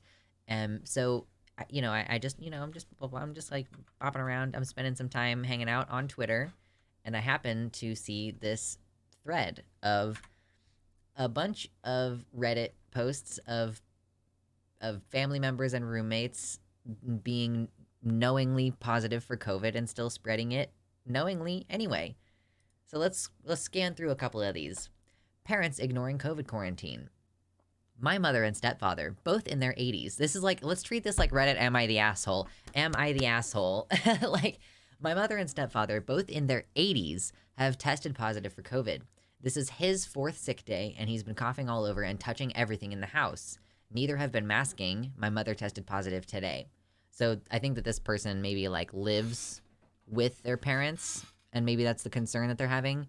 They're about to go to the bank and grocery store. My mother wanted me to take her, and I refused, saying I don't feel safe in the confined area of the car with her. I offered to run both errands for her, but no, she wants to go herself. And now my stepfather is taking her. I have explained over and over how contagious COVID is, how they can make other people sick, how they need to quarantine, and they just refuse to take it seriously.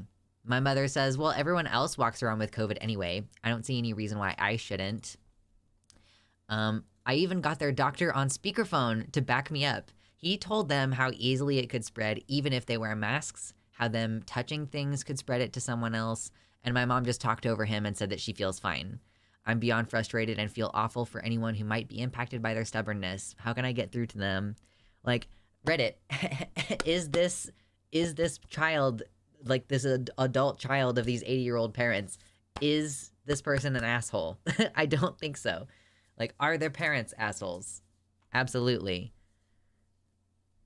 I don't wonder because I see people quote retweeting people of dying pictures of dying Palestinian babies with future Hamas soldier down. Yeah, true enough. I guess fair enough.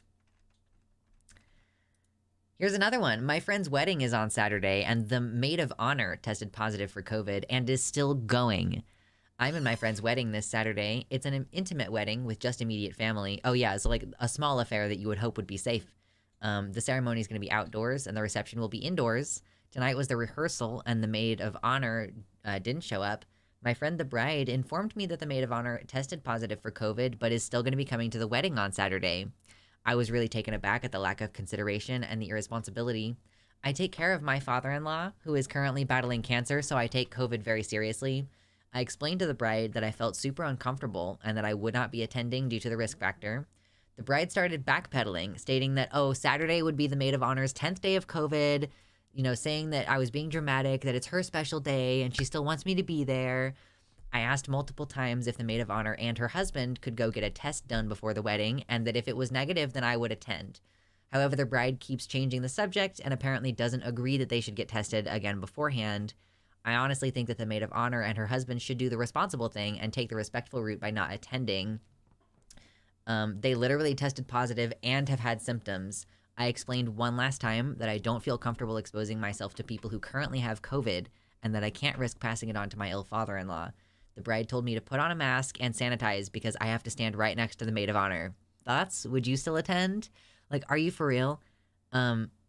Like, instead of having the person who is sick put a mask on to contain their germs to their face, or having them not come to the event, she's like, oh, well, if you're worried about catching it, why don't you wear a mask? That's how it always is, because people apparently never internalize the idea that the mask is to protect other people from your disgusting germs. Like, your gross germs.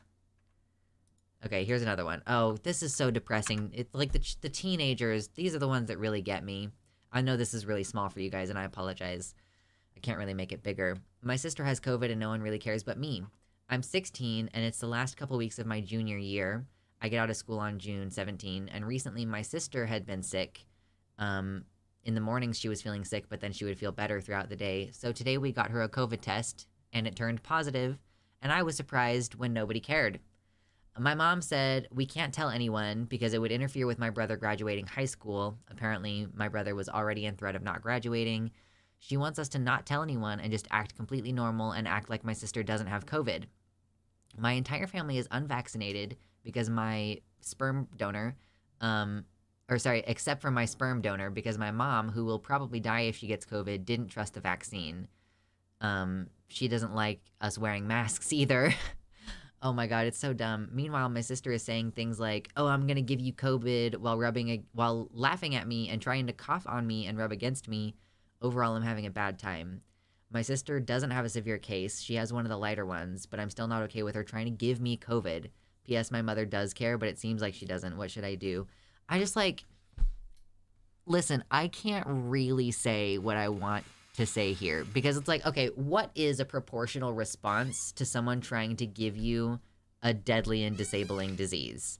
Like, if there's like ample evidence at this point that there are people who will just straight up have a heart attack or a stroke or early onset dementia or AIDS from a COVID infection or multiple COVID infections, I feel like violence is an appropriate retaliatory response to like prevent them from killing you. You know what I mean? Like, it's like you are trying to kill me by giving me this disease or threatening to give me this disease.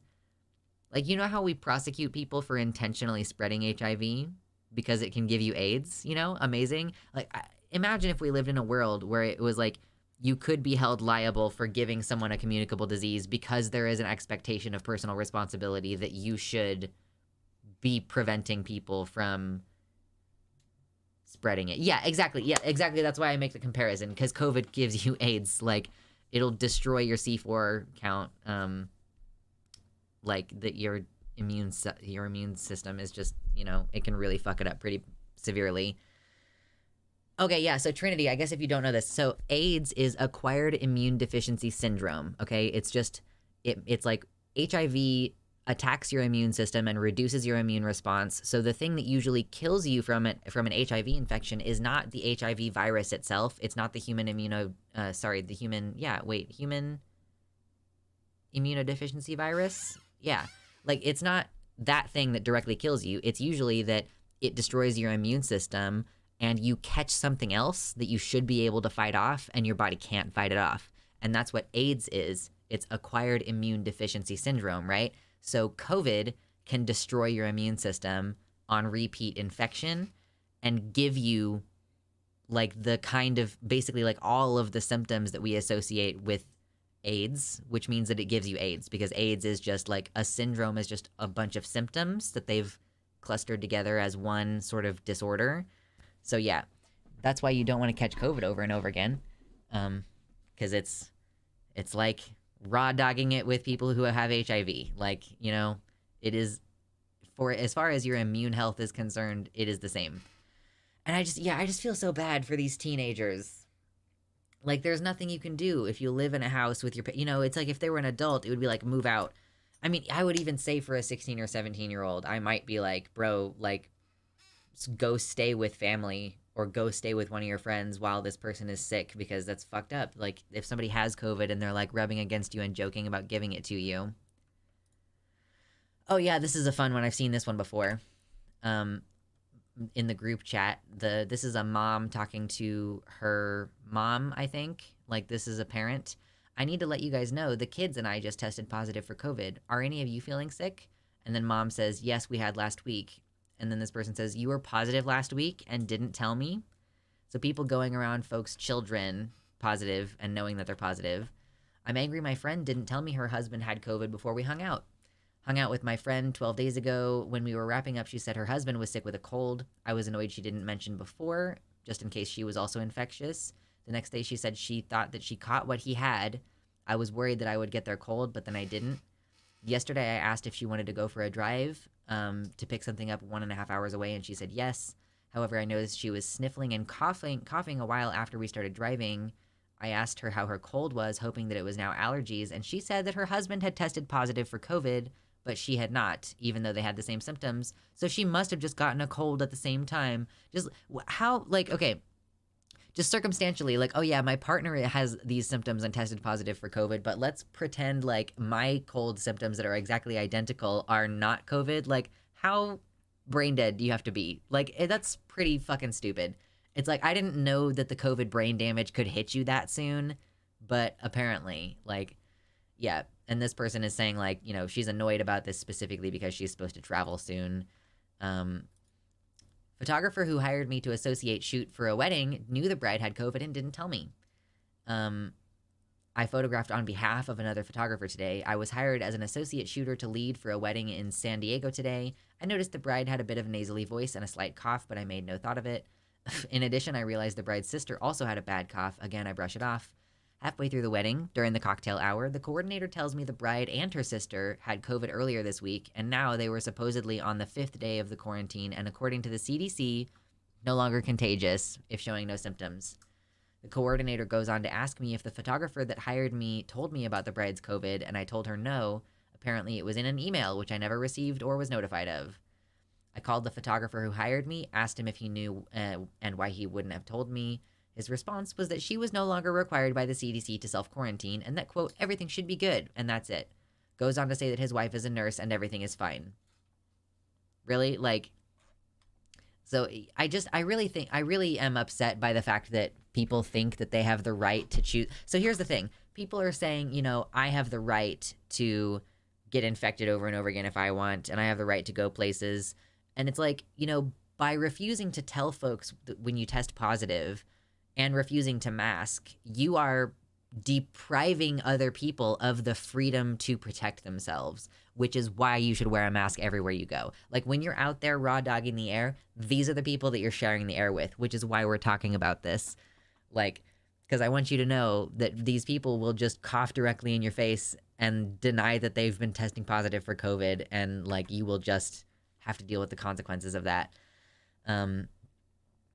Yeah, so here I am forcing myself to get through the reception because there's nothing else I can do, doing my best to avoid close contact with the bride, and holding in my strength to not walk out because I know this isn't the couple's fault, although they should not be in public either. Bro, I would definitely, I don't know that I would stay. Like, I feel like I would have to say something. Like, I would have to tell people, like, by the way, like, there is an active case of COVID at this wedding. Like, the fact that, like, I mean, I guess, like, they're like, oh, we can't reschedule the venue or anything. But, like, okay, then you should have just been more careful in the lead up to your wedding to not catch ligma. Like, you should have just not caught it and so that you wouldn't have to be in this situation. Like, why are you holding a big wedding anyway? Oh, my God, stop. This kills me. So, and there's more of these. We'll just keep going until the end of this thread because it's crazy how many of these there are. This happened tonight, and I've just barely started to calm down. I live with my parents and my brother. We are all adults, and we're all vaccinated. My dad's been showing symptoms the last couple days, like nonstop dry cough and headache. None of us have gotten COVID before, and my parents are very hard-headed. I don't talk to my dad because of issues between us, but I did tell my mom he needs to get tested since he's showing symptoms. My dad is stubborn, cussing at my mom to leave him alone. It's not COVID when she asked him to get tested. I hang out with my boyfriend. He lives with 9 other people ranging from kids to elders, and I don't want to give it to him. My parents don't care that they show symptoms and still proceed to go out. I couldn't take it anymore and got mad, so I went outside, and Dad told me, oh, you're selfish. He told me word for word, STFU, bitch, I'll kick you out of this house. It caused me to get so upset because our house is really small, so I could catch COVID easily, and he still went out. He was gone the whole day, God knows where. He shares a bed with my mom, and my room is the only one without a lock in it. Oh yeah, there's other problems here. My parents reversed the doorknob on my door, so the lock is on the outside of my room. That's illegal, by the way. Like, fire code-wise, that's illegal. They storm in there whenever they want. Yeah, my mom keeps telling me I'm overreacting. Yeah, he isn't taking precautions, coughing nonstop into the air and still going out. Let's see. My mom is positive COVID, and she doesn't want to quarantine. This one, I think, is English. Yeah, this is a post from Malaysia, so it's the English is not best. The whole family is angry about this. She also forced me to clean the house with her. The whole family got the COVID first before her, except me. She drove the car and went to her office. Nobody in the world except the family knew she had COVID. Gets COVID day 1, goes to work day 2. I tell her she must rest, but she counters with, I can't sit in the house 1 week doing nothing. Like, okay, like, that, I'm sure that's torturous for you.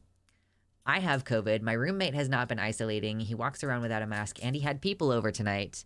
Yeah, imagine being like, I have COVID, and my roommate has invited people over, like, and they don't know that they're in the house of somebody who has COVID. What's ligma? Oh, I'm joking. I'm jokingly calling COVID ligma because some people have switched to calling COVID ligma in order to avoid getting caught up in the misinformation. Like, oh, this is misinformation, so we're gonna put a like reduce your reach on this video and stuff. Tonight's stream isn't doing too bad, so I'm guessing, like, you know, talking about COVID is fine. The real danger of COVID is comorbidities, but the thing about COVID is that it will give you comorbidities. So if you catch it once, now you have asthma. True. You have more chance of complications upon reinfections, for sure. So my roommate hasn't taken the threat of COVID seriously, and I'm genuinely afraid that I'm going to get him or others sick through him. As I mentioned in the title, he walks around the apartment unmasked. I've been isolating in my room, and I only go to the kitchen and bathroom for a few minutes each day. Tonight he had friends at our apartment after performing at a drag show. One of them fell asleep. Like, so many things in there are wrong already. One of them fell asleep. Not that drag shows are bad, but that you're at a drag show is like, okay, stop being unmasked indoors, bro. One of them fell asleep on the couch. I asked if they were told that I had COVID, and they said they had no idea. I'm afraid he's out here getting so many people sick since he's at such a high risk of being positive, given that he's living with me and not taking any precautions. Is there a venue for concerned citizens reports or something else that I could do, or is there nothing really that can be done about it? Yeah, that's the thing too, is you can, like, know that someone is out there endangering people's lives, and why is it that there isn't some kind of legal mechanism for, like, if you have an active tuberculosis case and you decide to go take a bus and you're not wearing a mask, like, is it not illegal to walk around with communicable diseases? Like, I feel like there should be a societal mechanism for this. Like, I don't know. Delicious. Yeah, nothing can be done because our government specifically wants nothing to be done. Back to work, peons. Keep it rolling. Back to work. Okay, oh my gosh, my hair has a knot in it all of a sudden. Stop it. Cease and desist. No, no, no, no, no. My hair is so fine that it knots pretty suddenly sometimes.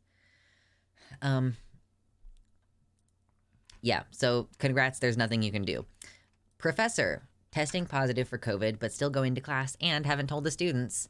Hi, I'm currently a teacher's assistant for one of the courses at York, and I found out that that the professor I am TAing for tested positive for COVID.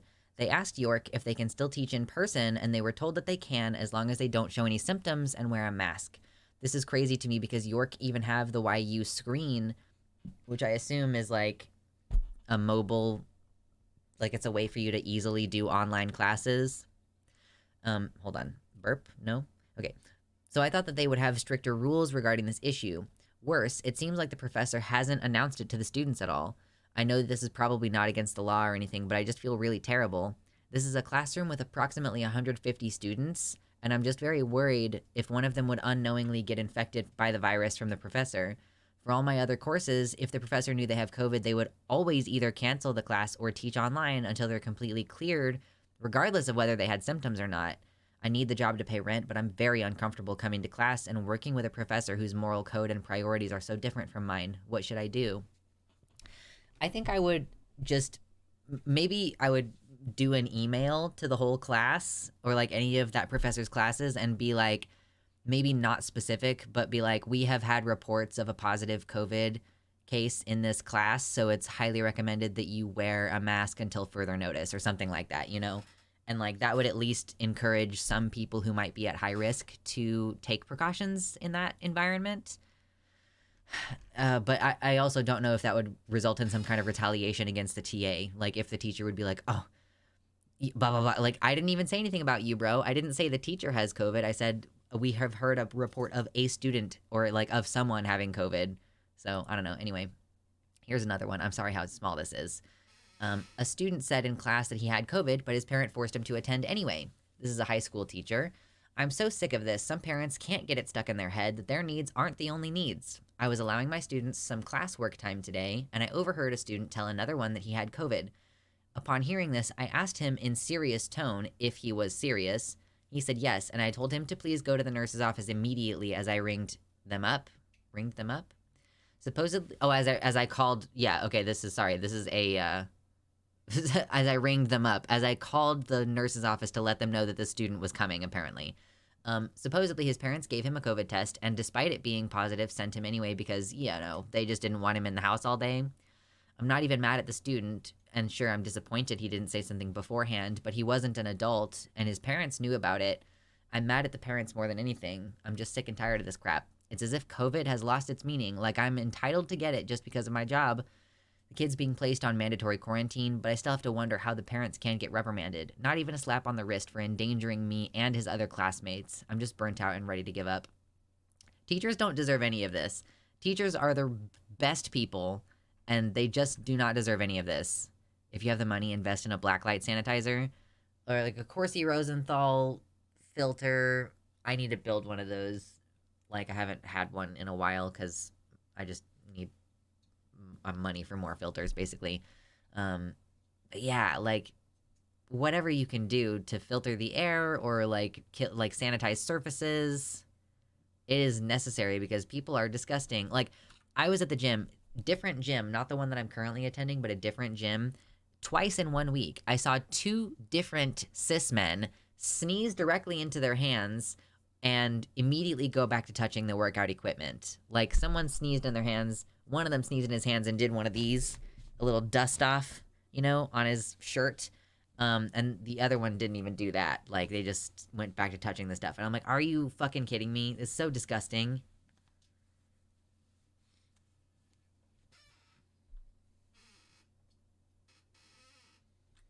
Don't blind yourself like the Bored Ape dorks. No, listen. Okay. I am sick but went to class anyways. Professor refuses to record lecture and give out participation marks to encourage people to come to class, so I feel very encouraged right now. Don't feel very encouraged right now. Everyone I know who is sick is also doing the same. I don't think I've actually seen anyone willingly skip lecture, even when contagious, because we would just fall behind on material and miss out on marks. Welcome to UBC. So this is a teacher refusing to provide opportunity for students who may be sick to get the material in their class. Like, I guess the thing that you guys need to do in these situations, if you are a college student, okay, listen, if you are a college student and you have a teacher who is refusing to provide materials for you outside of class time, if you're like having an absence from being sick, so like if you're sick and you might be contagious and you're trying to avoid going to class, right? These teachers won't give you, if you know at the beginning of the semester that these teachers are not going to give you those materials, then y'all need to have a class-wide Google Doc that you all can edit together to produce notes for the class so that if one of you has an absence, that's okay. You need to have like a shared document for if there's going to be like 100 people in your lecture hall, y'all can be simultaneously making edits, moving things around, adding notes. Like, honestly, that's like the unionization of the college classroom, effectively. Like, y'all need to get that together because you should not be missing out on your education while trying to keep people safe from your contagious ass COVID shit. You know, like, you should have that opportunity. So, like, try to talk to your fellow students if you guys have big classes like that, for sure.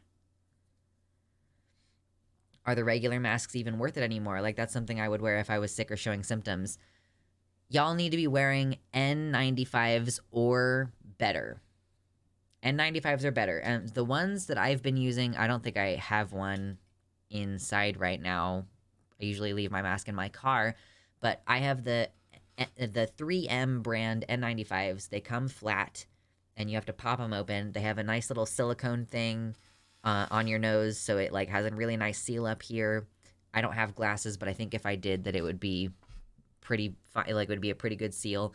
And it comes back on your goozle quite a bit, so it creates a really nice broad seal. And those are the effective ones. I go to the gym like 4 days a week, and I have for a lot of this year, and I haven't gotten sick from it. So, like, you know, as far as I can tell, N95s or N99s, or even better, like, there are respirators that are even more highly rated than that. Like, at the very minimum, you should get some 3M brand N95 masks. That is my official recommendation.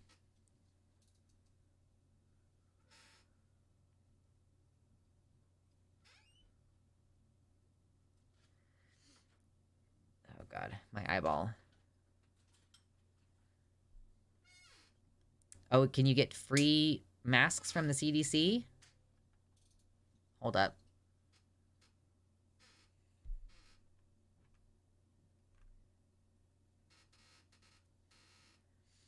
Okay, so there are some places where you can find free high-quality masks.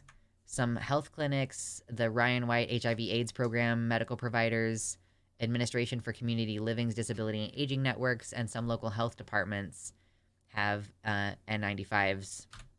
So that's what you should be doing. If you have like $40, you can buy a big box of them, and they'll last a while because you can wear them for as long as you know you're not like doing something like getting sawdust all over them, that's the reason why they're single use, is because of the fact that you usually will be using them in those kind of situations where you get a bunch of major particulates all over them. But for the purposes of COVID protection, you know, as long as you're not touching the outside of the mask a bunch, you're mostly handling it by the ear part or like the head straps, then it'll be better.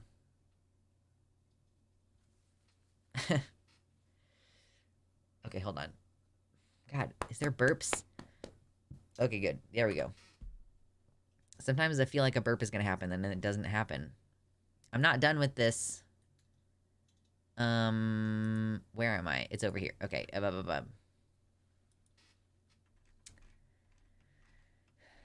There's like so many of these stories.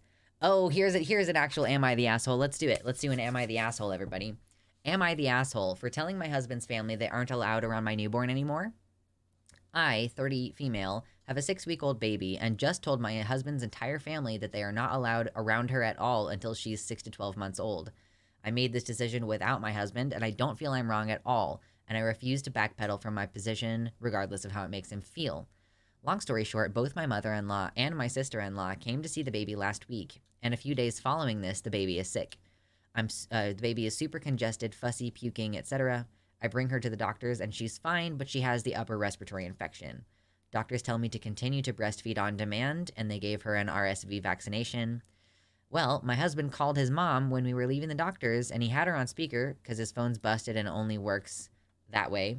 He gives her the rundown on what's going on with the baby, and that's when she basically tells us that not only was she exposed to the flu by one of her clients, but apparently sister-in-law's husband had COVID the week prior to her coming to see the baby. Neither of them told us this when we were making the decision to come meet our daughter. In fact, I specifically asked them if either one of them were sick or around anyone who was, and they said no. Bro, I would fucking lose it. So they lied to me about it and continued their facade while at my home, because my husband's other sister called while my mother-in-law and sister-in-law were at my home, and I told her she couldn't come over because her daughter had the flu and I wasn't chancing it. Mother-in-law and sister-in-law heard me say this on the phone and still made out like they hadn't been exposed to anything. Needless to say, I confronted them both via phone, and I was met with a, you need to build baby's immune system, blah, blah, it's not a big deal, she'll be fine, etc., etc. So I told them that neither of them were welcome here or around my daughter until she was 6 to 12 months old, if then, because they are selfish as fuck. My husband is absolutely pissed right now. He says I'm going to isolate him and make him depressed. he has a history of depression, and that he needs his family, big family man, and that I'm selfish to do this to him right before their big family holiday celebrations, Thanksgiving and Christmas. I basically told him I didn't care. Our daughter not becoming sick is my top priority, and his family doesn't give a fuck about that, so we aren't going to be around her. My friends also say I'm wrong because this should be my husband's decision too. Girl, no way. Listen, I don't really do Am I the Assholes? Listen, but it's so clear. Like, I don't care how much of a family man he is. It's like, and you're accusing the mom of like doing something to you by setting a completely reasonable boundary. Why don't you be more annoyed that your parents needlessly put your infant's life in danger? Like some dads really take some time apparently to bond with their babies, because it's like, this is a 6-week-old baby and this man apparently fully does not give a shit if it just straight up dies. Like, people do not understand that a baby that young cannot fight off anything. Yeah, D to the I to the V to the O to the R to the C to the E. Take the trash out. Like, man, the depths of apathy you have to be at to be like, I care more about attending. Like, why are you trying to attend a big family celebration with like, you'll have basically a 10-month-old baby, or sorry, a 10-week-old baby. 10-week-old baby should not go to holiday celebrations. They're too young to deal with that much bullshit at once. Like, yeah, build their immune system. Sure, let's build their immune system on top of the siltiest, shakiest ground possible, and let's just hope that they don't die. Anyway. Problem with AIT-IMO is the fact that they also make whole-ass judgment calls on a person's moral character because they did something autistic. I mean, fair enough. And also, am I the asshole people tend to cry divorce when they're working with incomplete information? Sure, of course.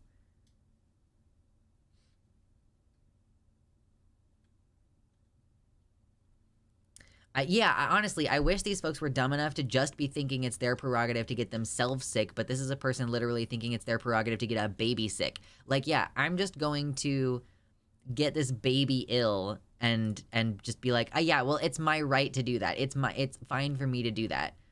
Like, people just genuinely don't understand how their actions affect other people, apparently.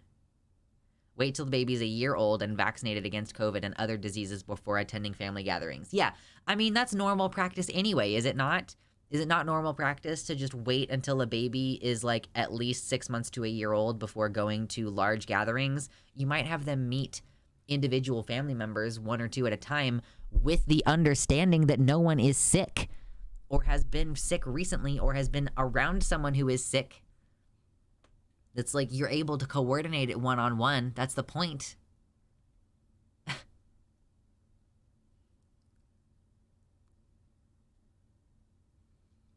I saw an Am I the Asshole post about how someone chewed out their husband for vacuuming around toys instead of picking them up and then vacuuming, and he defensively was explaining he didn't understand the instructions, and I was like having flashback to your dishes story.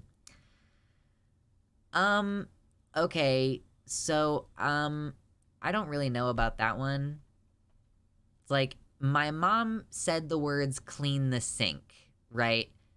And so that is a different instruction from cleaning the dishes, right? But like, if you're told to vacuum, I really don't feel like that's autistic. I was told to vacuum and I started vacuuming around the toys on the floor. Like, that just seems malicious to me. Like, I don't know, like, that it seems like real dumb at the very minimum. I don't know. Because I guess, like, maybe if you were just not taught growing up that vacuuming, the specific instruction was vacuum the playroom, not clean the playroom, and I feel like I definitely would have done the same. I mean, I think that maybe this is a result of having not been made to do chores when you were younger, because I really can't imagine. It's like the toys are in the way of you vacuuming, right? Like, you cannot actually successfully vacuum the floor unless you move shit out of the way. Whether that's like if there's like clothing on the floor, You don't like vacuum around the dirty clothes. You know what I mean? Like you pick shit up off the floor while you're vacuuming. So maybe that's just a result of like y'all growing up assigned male and not being forced to do stuff like that. But like vacuuming the floor includes getting like even if you don't put the shit away, you at least pick it up so that you can vacuum the spot underneath it. You know what I mean? Like I'm thinking like Playroom Castles, Mega Blocks, huge stuff like that. I haven't read the post, so I cannot pass judgment. I don't know if it was like a huge toy that we don't reasonably move around the room. Like, are you saying that we needed to move the entire kitchenette set? Like the entire baby's first kitchenette thing? Like, okay, that would make sense to me to not move that. But if we're talking about like just fucking toys strewn on the floor, like, yeah, obviously pick the shit up. It's incomplete information. Yeah, for sure. That is one of the things about, you know, you're always seeing a biased accounting. I was AMAB. My brother was in charge of vacuuming until he moved out. When I took over, I understood to move things. Yeah, it's like you just move shit. We as a species have the potential for great intellect. We also have the potential for great incompetence and thoughtless behavior. Yeah. I vacuum around things, but I also grew up in a hoarder house, so different lessons may have been applied. Listen, like, I still have a bunch of boxes around in my house. So, like, if I'm vacuuming, like, yes, I am kind of like, I push the boxes to the side so that I can vacuum as much of the floor as possible. So it's like, yeah, the entire floor doesn't get cleared every time I vacuum. Because for me, I'm like, at least a little bit of vacuuming is better. But I do, like, they're, like, picking up the floor is a part of vacuuming. You have to make space to vacuum at least the main chunk of the carpet. I don't know. Anyway. Also, can I just say that, like, growing up, AMAB is just, I mean, I don't know what to tell you. Like, I know a lot of people who are assigned male and have no fucking idea how to do basic shit. And it is literally because you were raised to be a boy.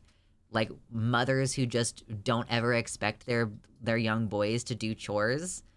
Like, in another generation, it will maybe not be as relevant because more people these days are being taught things in a gender equitable manner. But like for a lot of adults around my age, it is still highly relevant, like how you were raised. So it's like, I don't know what the best way to phrase that is. Like you were, and when I say assigned male, like again, every time I say it, I'm also saying like, this is a bunch of shit that was done to you. You were assigned male. Yes, it is the male socialization argument. What the fuck is wrong? How many times do I have to say, like, yes, even if you were a pussy bitch boy who was, like, made fun of for being a faggot all the time, that is still male socialization. Even if you were failing at it, even if you weren't internalizing those ideas about what it means to be a man, like, you were still not being taught how to cook your own food. You were not being taught how to do your own laundry. You were not being expected to handle your emotions. You were allowed to do entitled shit to people. Like, on the whole, this is like what it is like as a 30-year-old person. This is what they did to us 30 years ago. Like, this is what people did to us 30 years ago. Like, it doesn't mean anything about who you are as a person. It means, like, this is how you were treated when you were a kid. That's all it means. It's not about who you are or your natural inclination. It's like, this is what you were raised to be like. And I don't understand why everybody short circuits and gets super fucking stupid on this topic. Because it's not like, I'm not saying like, oh, you grew up with male privilege, you never had a hard day of your life, you never had any issues with your gender as a kid, or like difficulty fitting into your social role. Like, it means like you were raised to be incompetent. Like, and we're doing that less now. But for people our age, like, yeah, that is 100% relevant. Like, how many times am I going to have to rehash this basic fucking idea? Because people are not interested in, like, it's just so reflexive. People are just so reflexive about it. Like, oh my, you're trying to say I have male privilege? No. Like, yeah. Even if you are, like, you know, my dad was not a shining example of, like, masculinity, you know? He was a nerd before being a nerd was a good thing. He had long hair and glasses, and he was a twink. Like, he wasn't gay, but he, you know what I mean? He was, like, skinny and hairless. Like, that was male socialization, even if he was bad at it. You know? TERFs point to male-female socialization as an end-all, be-all determinant of who you are as a person, which is inaccurate and dumb. But the fact is, we did have certain expectations set on us growing up that include being taught different things. Yeah, like, I resent the idea that we cannot talk about the objective fact that we were raised differently. Like, I was not raised the same way that my brother was. My brother got away with shit that I would have never been able to do, and it's partially because I was the oldest, but a lot of it was because I was a girl.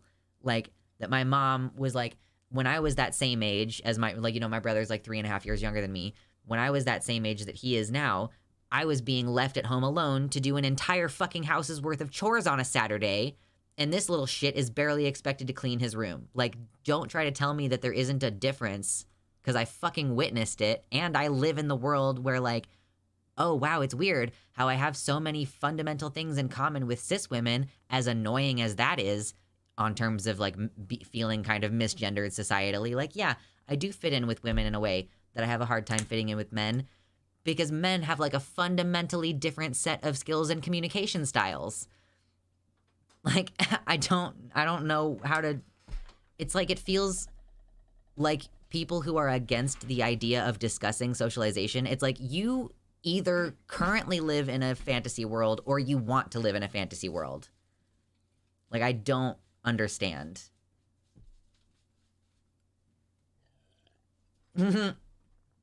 Assigned female and finally learned how to mow the lawn a few years ago. Yeah, I will say, when I moved in with my dad, he did make me mow the lawn, but that's just because he was the only man of the house and he wasn't gonna fucking do it. So he made the teenager do it. The way you respond to the expectations set for you, the socialization, is influenced by your identity, social circle, way of thinking, neurotype, society that you grew up in, family structure. Male socialization is not one singular thing. It's barely a thing at all. The expectations I felt growing up shaped me differently than those same expectations shaped another. Yeah. This is true. As a cis boy, nobody teaches you how to take care of your long hair. Yeah, and I guess I feel like I had to learn that more recently as well, but that's just maybe because, like, I don't know. Like, I at least had the idea that I should get my hair trimmed regularly, that I should keep it brushed, but as, you know, maybe my mom was just not in tune with beauty products enough either, because she was, like, pretty butch. I mean, she had really long hair, and she dyed it regularly, but she didn't teach me, like, oh, these are the shampoos you should be using or anything like that. Like, but we also didn't have a very close relationship where she taught me a lot of skills. I don't know. But yes, no, cis boy, people don't, like, encourage you to have... I feel like teaching a cis boy how to take care of his hair would be seen as, like, encouraging him to have long hair. And so they would... It's, like, part of the subtle way of dissuading you from having long hair, that they just kind of, like... Okay, well, we'll tolerate this behavior, but we're not gonna, like, tell you how to do it right. Yeah, all my siblings had more rules than I did and more expectations, but I was also the youngest of many, and that comes into play more than anything. Yeah, I mean, yeah. I feel like if you're growing up in a home and you're the youngest as well, like, I will factor in, like, me being the oldest kid does mean that there were expectations on me that weren't...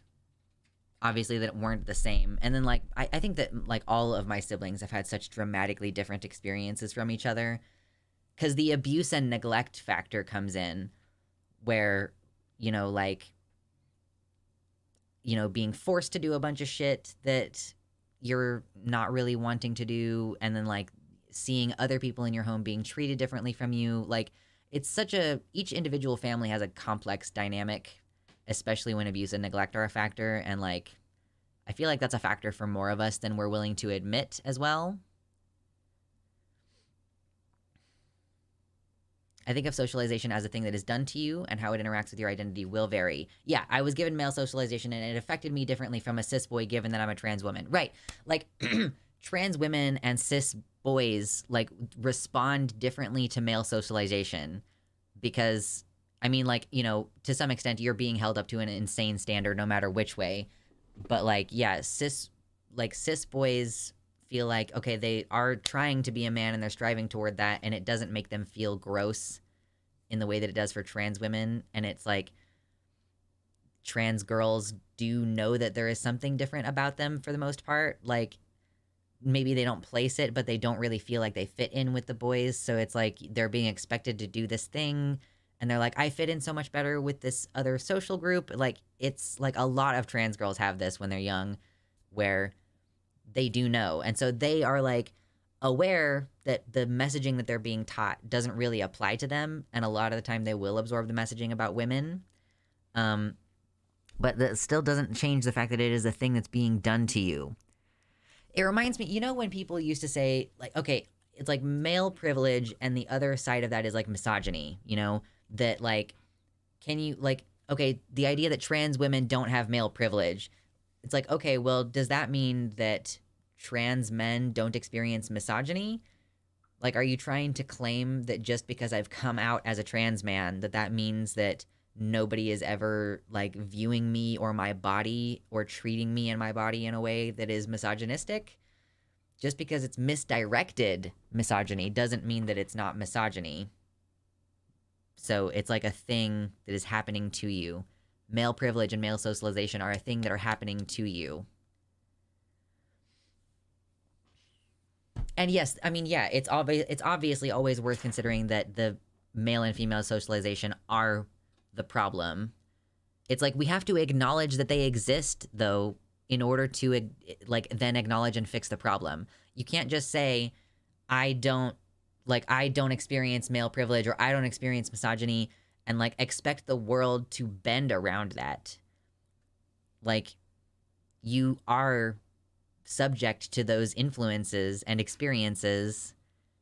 And like, I understand that people get reflexively triggered about it because TERFs then use that to mean, and therefore you are a sex predator. Like, that's what TERFs do. They're like, you were raised as a male, and therefore you feel entitled to women's spaces and bodies. Like, but I feel like I shouldn't have to caveat that I don't mean that in order for someone not to get triggered out of my chat. You know, that just feels like a lot. Yeah, TERFs will straight up argue I cannot experience misogyny because I'm a trans woman. Like, yeah, tell that to the women who get catcalled and the women who get sexually assaulted. Like, you know, trans women are actually more likely statistically to be sexually assaulted in the course of their lifetime than cis women, but whatever. Anyway.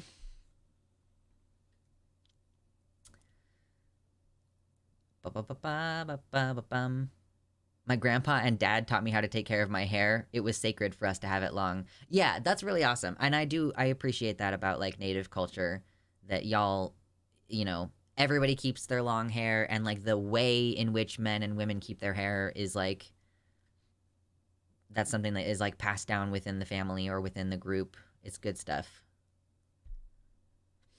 Okay. I had a couple more of these COVID things, but I feel like, you know, we did a lot of those and there's a lot more, and like, let's not keep reading those.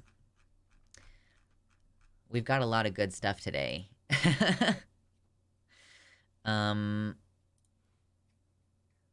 Good stuff. So I guess we had this like video that we were talking about reacting to, and that is what the title of the stream is about. What, Raymond Bell? You have things to say? I gotta drink some more water. Ugh.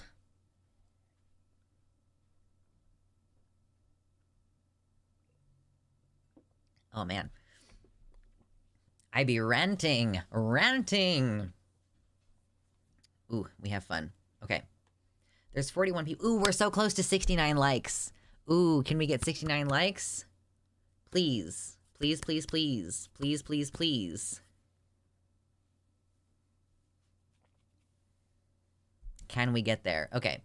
Let me see if I can pull up this link to the thing about DemonMama. Where are my headphones? They're in my pocket. I was listening to an audiobook, so I have my headphones in my pocket instead of plugged into my computer where they always are. We're gonna talk about the title issue here in a second, guys. Are you ready? Are you ready to rumble? Yeah, we're gonna respond to the hit piece, Gayfesh. Have you watched it? I watched the first, like, 2 minutes of it, and I know that I'm gonna need to speed through it. I'm gonna need to turn up the speed a little bit. Excuse me. Yummy. 69 lakes, but Michigan must have more than that. Be careful, there's censored revenge porn. Okay. Okay. I'm not gonna guess that you know what the timestamp on that is, but it's like, I don't know, gonna be small anyway, so hopefully it won't be terrible. I can also, like, double censor it when if I upload this to YouTube, which I don't know if I will. I'm gonna have an aneurysm listening to this video. Listen, I'll filter it for you. I'll filter it for you. And I don't even know if we're gonna watch the whole thing, because it might get boring, like, I don't know.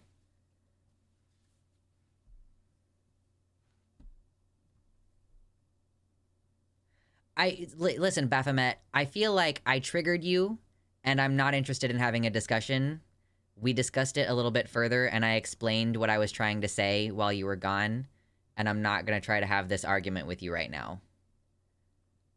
Like, and I'm not speaking to you specifically. I don't know how you were raised specifically. We're talking about the fact that, like, we're on Reddit reading a shit ton of posts constantly about wives complaining about their boyfriends or husbands, like, weaponized incompetence. So, like, by and large, we were raised differently, Baphomet. Like, you were raised differently than I was, with the intent of turning us into a specific gendered being. And I'm not saying that that has anything to do with, like, you as a person or anything. Like, okay, please go away, because this is just gonna be an argument. Like, I'm saying on average. And, like, yes, I also said while you were gone that neglect and abuse complicates factors. Baphomet, you're super triggered. Either go back and listen to the discussion that we already had, or, like, stop commenting on it, because I'm ready to move on. I already explained myself and my position on this. You left because you got triggered. Okay? I was abused as a child too. Like, we were talking about long hair. Like, I wasn't taught how to take care of my hair or to take care of my body in a lot of those ways, but I was told how to take care of other people, which is how I was socialized female. You know, I can be abused. Baphomet, go back and listen to the rest of the discussion. Like, I resent the fact that just because TERFs say, because you were raised this way, that means you're a rapist. That means that I can't say, like, you were raised with a certain set of skills on average. And I'm not talking about you specifically.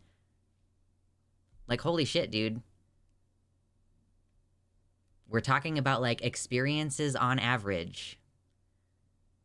And I'm sorry that English has this difficulty where the word you means you personally and you universally, but, like, Jesus Christ, dude. Yeah, I was teeing up this DemonMama thing, because we have, like, you know, an hour and a half until I would normally be at the end of my stream, but we can go a little bit longer today, potentially. I started a little bit earlier. Today so that we would have a little bit more time to get into some stuff. Oh my goodness. And then afterward, if we have some time, we'll do some Steve Irwin conversation, you know? Okay, I might have to grab another water before I apparently I go through about a cup of water an hour. This is so much water. Okay. So yeah, I guess I'll grab some more water. I'll have you guys hit the like button and get yourself some water or a snack. Ooh, we got to 69 likes. Ooh, girl. That's hot. All right. I will be back momentarily with some more water, and I will see you then, and don't go anywhere. Enjoy the Hassan chair. Oh, God.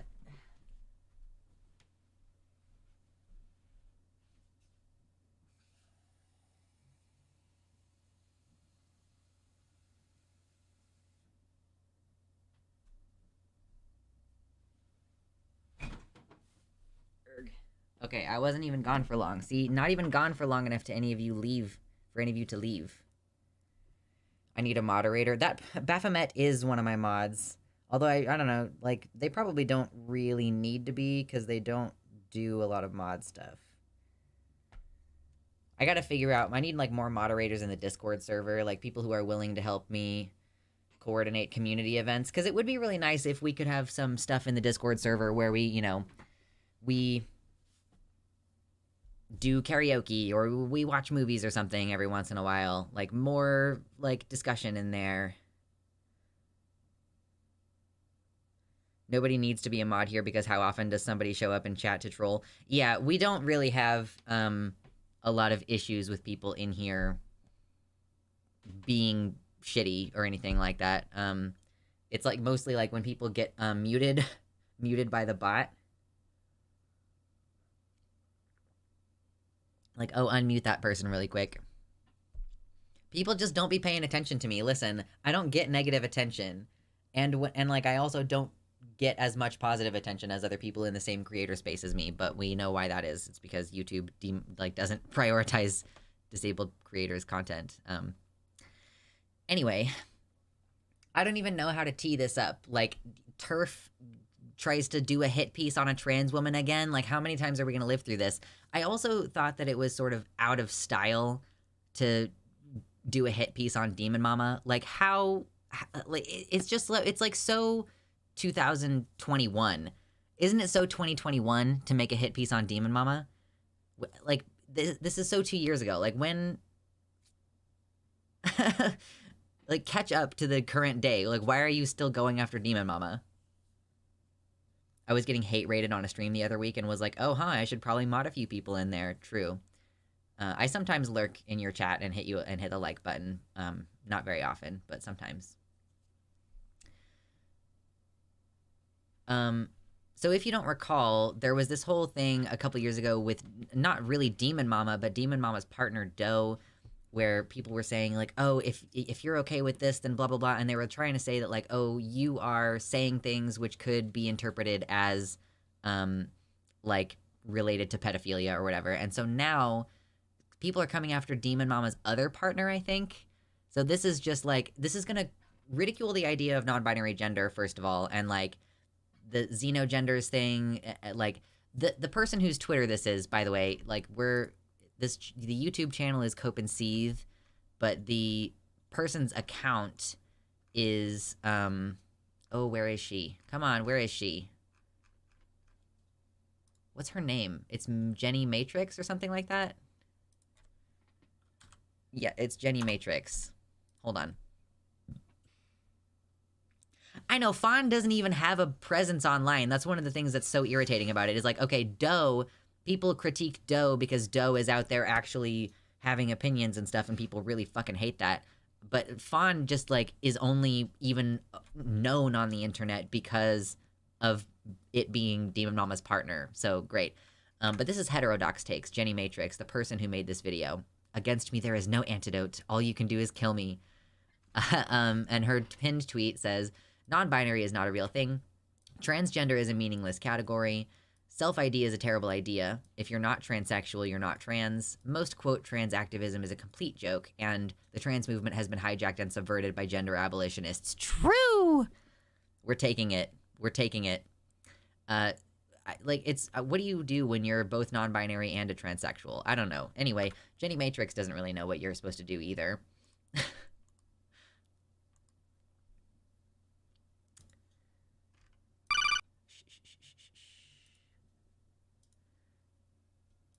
So let's go ahead and watch this video, or at least part of it. We don't have to watch the whole thing. Put it in 1080. Play it at a different speed. Okay, here we go. What could you possibly have to say about these dear, sweet, innocent trans folks? Yeah, Fawn is literally just a person who likes things. I don't think I've ever seen Fawn get into any kind of political controversy. Fawn just does their own thing, and does design and does drawing, and just literally, like, I never hear anything about Fawn because it is not online. Anyway, let's do it. This is Snake. Colonel, can you hear me? I legitimately, unironically hate people like you with all my heart. What? Can you understand this at all? Concerned trolls who cynically, childishly try to weaponize trans suicide to feel better than every idiots on the planet towers above you in humanity. People like you are the worst of the worst. Okay, she was critiquing this person who was critiquing like xenogendered people basically, and people who use its pronouns. And DemonMama was coming out strong on it. Like, like it's not the strongest opening to a video I've ever seen. You've changed, Colonel. This is DemonMama. For those of you who don't know, everything they bring up from this DM in this video is literally like 2 years ago. Like, that's what I was saying earlier. Like, critiquing DemonMama is so 2021. Like, I don't think any of the things that are in this are going to be new. Like, what has DemonMama done or said recently that people are going to... She hasn't been in any controversies lately. DM based as always. She is always so based. Is a far-left political YouTuber and trans activist, best known for her advocacy of dear gender. What would be the problem with dear gender? Can anybody tell me if there would be a problem with dear gender? Is there anybody who could even do this? There would be nothing wrong with dear gender. What's the problem? Because gender is a category of self-identification that means what you want it to mean. If you're wondering, what the fuck? Okay, so that's true. Because again, like, what does being a woman mean? It means whatever you want it to mean, basically. Like, do you want to be a woman who works on cars? Do you want to be a woman who does sports? Do you want to be a woman who wears high heels? You could be all three, baby girl. But of course, you know, she's just going to dismiss the idea without, like, yeah, she kind of presents clips and expects you to take them as at face value as ridiculous. This is the classic anti-SJW tactic in their videos, is they present without critique something that someone has said, and they just go like, they just expect you to interpret it as funny or ridiculous, and they make no commentary on it whatsoever. The whole joke is them just verbatim, like, and they don't critique what you've said. They don't critique your ideas. They just go, ha ha, this is patently ridiculous, and like just don't engage with the idea whatsoever. Of course, Jenny Matrix has a British accent, the most racist of accents. It's true. A Southern American accent with like a word. It's at least a tie. I feel like it's at least a tie. Fuck is a dear gender, then congratulations, because that should be the response of any mentally well-adjusted person. If you cast your mind she back, just equates, you know, like, oh, this is the naturally sane position. My position is naturally the normal position. I don't have to defend it.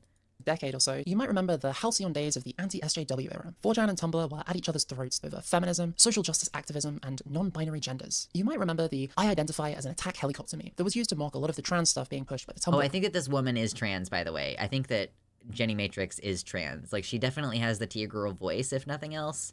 So she is a binary trans woman who is going to now attack non-binary people for being non-binary, basically, is what I'm gathering. Proud. Now, to anyone who isn't suffering from profound mental retardation, the idea of identifying as an attack helicopter is clearly a deranged fantasy that should land you in a mental asylum. Unfortunately, we are not dealing with sane or rational people. Some of them, True. like DemonMama, instead of rethinking their positions, have decided to double down. Not only does she quite literally believe you can be attack helicopter gender, or auti gender, that's autism gender, but also dear gender, or any other gender you want. To be fair to DemonMama, we shouldn't judge her for one bad take, especially not when there Can you, like, explain your ideas at all? Like, this is the thing about this content. This content is not meant to potentially, like, grapple with the ideas. This conversation is not intended to further understanding. It is literally just, LOL, I'm gonna make fun of this person's ideas and, like, for entertainment purposes and shock value, try to make them look bad. And, like, I'm not going to explain why I think that something is patently ridiculous. Like, okay, I've seen nothing wrong with anything DemonMama has said, except that you think it's silly.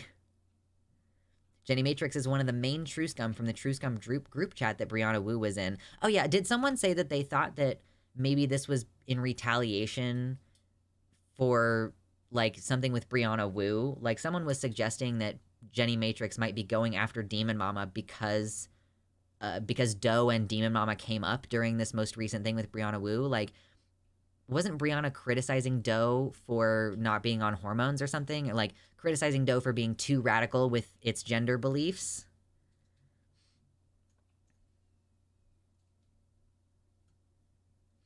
It was in retaliation for DM covering it and then debating one of the members of that GC. Oh, I didn't realize DemonMama had gone in depth and covered it. Okay, that makes sense.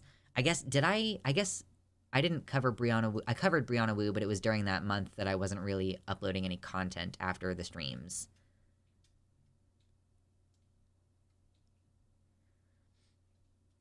I feel like it needs to be said, autogender is specifically like, my neurodivergence informs my gender identity and transness and queerness in a way that would not have happened if I was born neurotypical. There is nothing wrong with this. It barely counts as anything to make fun of if you're True Scum. And here she's acting like it's evil or something. I guess she imagines that it is a separate gender and not a means of saying my gender is heavily influenced by my autisticness.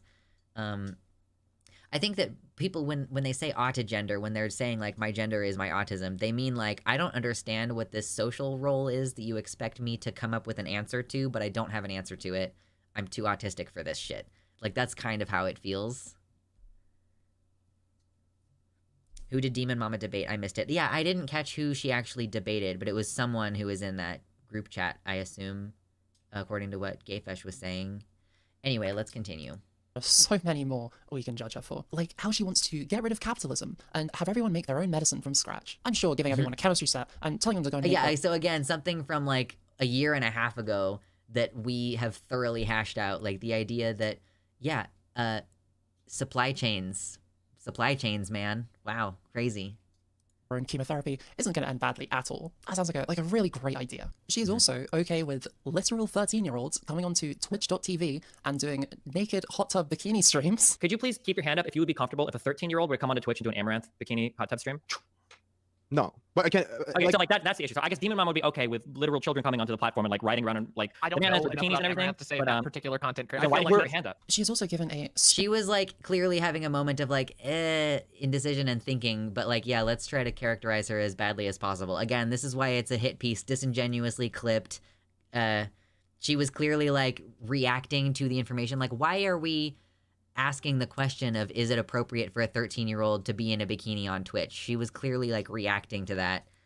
Maybe trying to process what you said, bro. Maybe just trying to understand why you're making this the hypothetical that we're engaging with. Weird. spirited, passionate defense of Lolicon. Now, Lolicon, for those of you who have been spared this cursed knowledge, is drawn child porn. Wait, you're mad about lolly apologia? Wait, what? I think that lowly is a style that is often associated with a childlike innocence, but plenty of adults dress and are into lowly, and like it's also a style and not a type of porn. So, man, how aggressively anti-porn is this person? You're thinking of Lolita, not Lolicon. What is Lolicon specifically? I guess I just assumed that one like was relating to the other. What is Lolicon? Okay, somebody explain so that I'm not talking out my ass. What does this mean? Okay, so Lolicon is specifically porn of childlike anime characters. Related but different. It's not explicitly porn, but it usually is. Okay, interesting. So what, allegedly DemonMama said something in support of this? Defense of Lolicon. Now, Lolicon, for those of you who have been spared this cursed knowledge, Okay, yeah, it's a genre of fictional media in which young or young-looking girl characters appear in romantic or sexual contexts. It's a portmanteau of the English words Lolita and complex, refers to desire and affection for such characters. Interesting. Okay. is drawn child porn. Wait, you're mad about lolly apologia? Wait, what? Oh, Vosh's chat? Wait, I don't know what's going on. He's arguing with chat about lollies? Okay, well, I don't know. Guys, who the fuck cares? It's fucking anime. Do you know what bullshit? Do you know what happens in fucking anime? Do you know that people get their guts ripped out? Do you know that children get blown up in mechs? Who fucking cares, you people? Holy shit. Nobody cares. Like, why... we also love how someone being like, I don't care what people draw in anime is, like, equivalent to running defense for it. Like, oh, yeah, DemonMama's running defense for Lolicon, where she's like, she didn't say Lolicon, she said lowly, so she could have been talking about something more broad. And she is also, like, she is talking about anime that is published and not so much, like, individuals drawing fan fiction or porn or whatever. Like, and she's her saying like, who fucking cares what people are drawing? Why are we like morally litigating cartoons? Like, I agree with all those positions. Why are we trying to morally litigate cartoons? Who fucking cares? People are like literally being blown apart by bombs as we speak this moment on this planet, and it's like, why do you give a fuck what people are drawing? Who cares? This argument is basically all of anime is horrible. Why focus on this one thing? Chill. I mean, listen, like, anime it depicts a lot of crazy bullshit. Like, sometimes your art is going to depict bad things for the purpose of exploring, like, the human condition, you know? Like, it's just going to happen sometimes. Wow, sometimes art isn't nice, amazing. Wow, sometimes art is bad. I don't know, man. I don't know what to tell you. cares? It's the stupidest argument ever. The gore is cool, though. What does that... Let me ask you this. If you are somebody who really hates lolly shit, and you think that that's super bad and it makes you into a pedophile or whatever, but you like gore, are you a serial killer? True. That's all I'm gonna say. Fiction is fiction. It's not a false equivalency. How is that a false equivalency at all? Why is it always child porn? Why is it always child porn with these fucking people?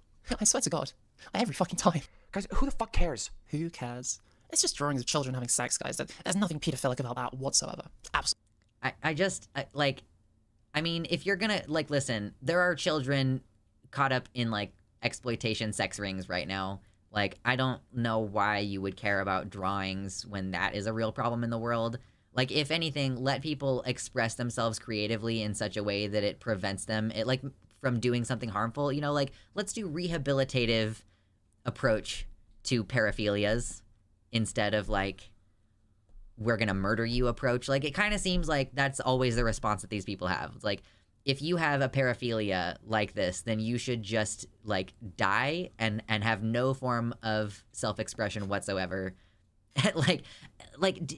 And this is, like, a trope, too. Like, I just want to point out the idea that, like, an ancient character in a child's body is, like, pedophilic or whatever. Like, okay, sure, whatever. But, like, you shouldn't be criticizing, like, DemonMama for this. Like, why don't you go back and watch, like, the interview with the vampire again? Like, the interview with the vampire where, like, a child gets turned and she looks like a child, but she is, you know, she's still aging and she's kind of in love with Louis and he's kind of in love with her, but it's, like, weird because she's in a child's body. Like, we have been, and that was written by a woman, by the way. Interview with the vampire, the story was written by a woman. Like, we have been, like, exercising angst about this topic in our fiction for, like, a really long time.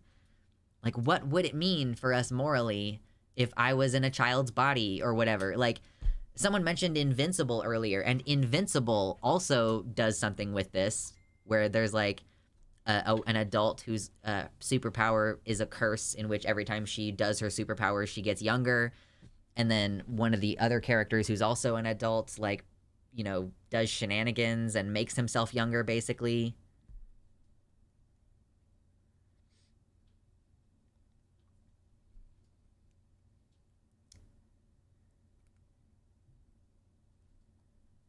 Yeah, the violent approach to paraphilia is sadistic, acts as a vessel for people to paint queer people as acceptable targets for violence by insinuating they're somehow pedophiles by affiliation, and also does not prevent the sexual abuse of children. In fact, it will prevent pedophiles from getting help before they can harm children.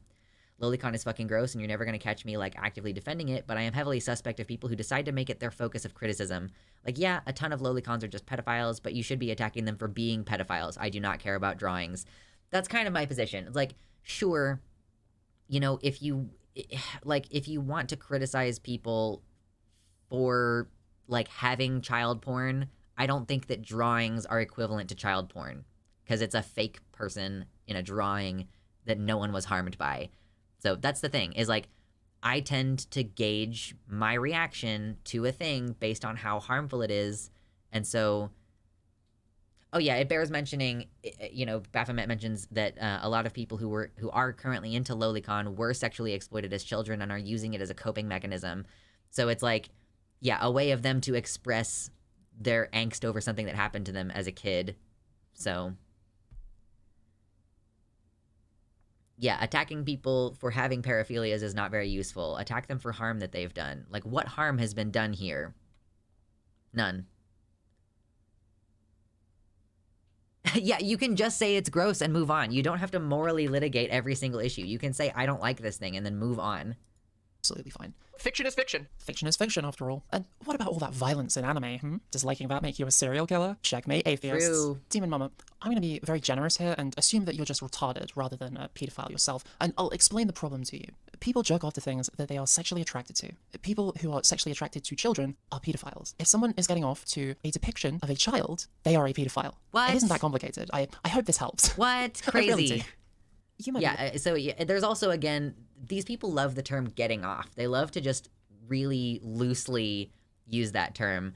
There is this assumption inherently that if you are watching a story that like has lolicon, whether it's a romantic or sexual relationship, like it's like the assumption is that you're jacking off to it, like that lolicon is like a genre in which other story elements can be going on is like unfathomable to her. Yeah, we're throwing her on the R slur. Listen, I'm not as harsh on the R slur as I used to be, but still, she's throwing it around.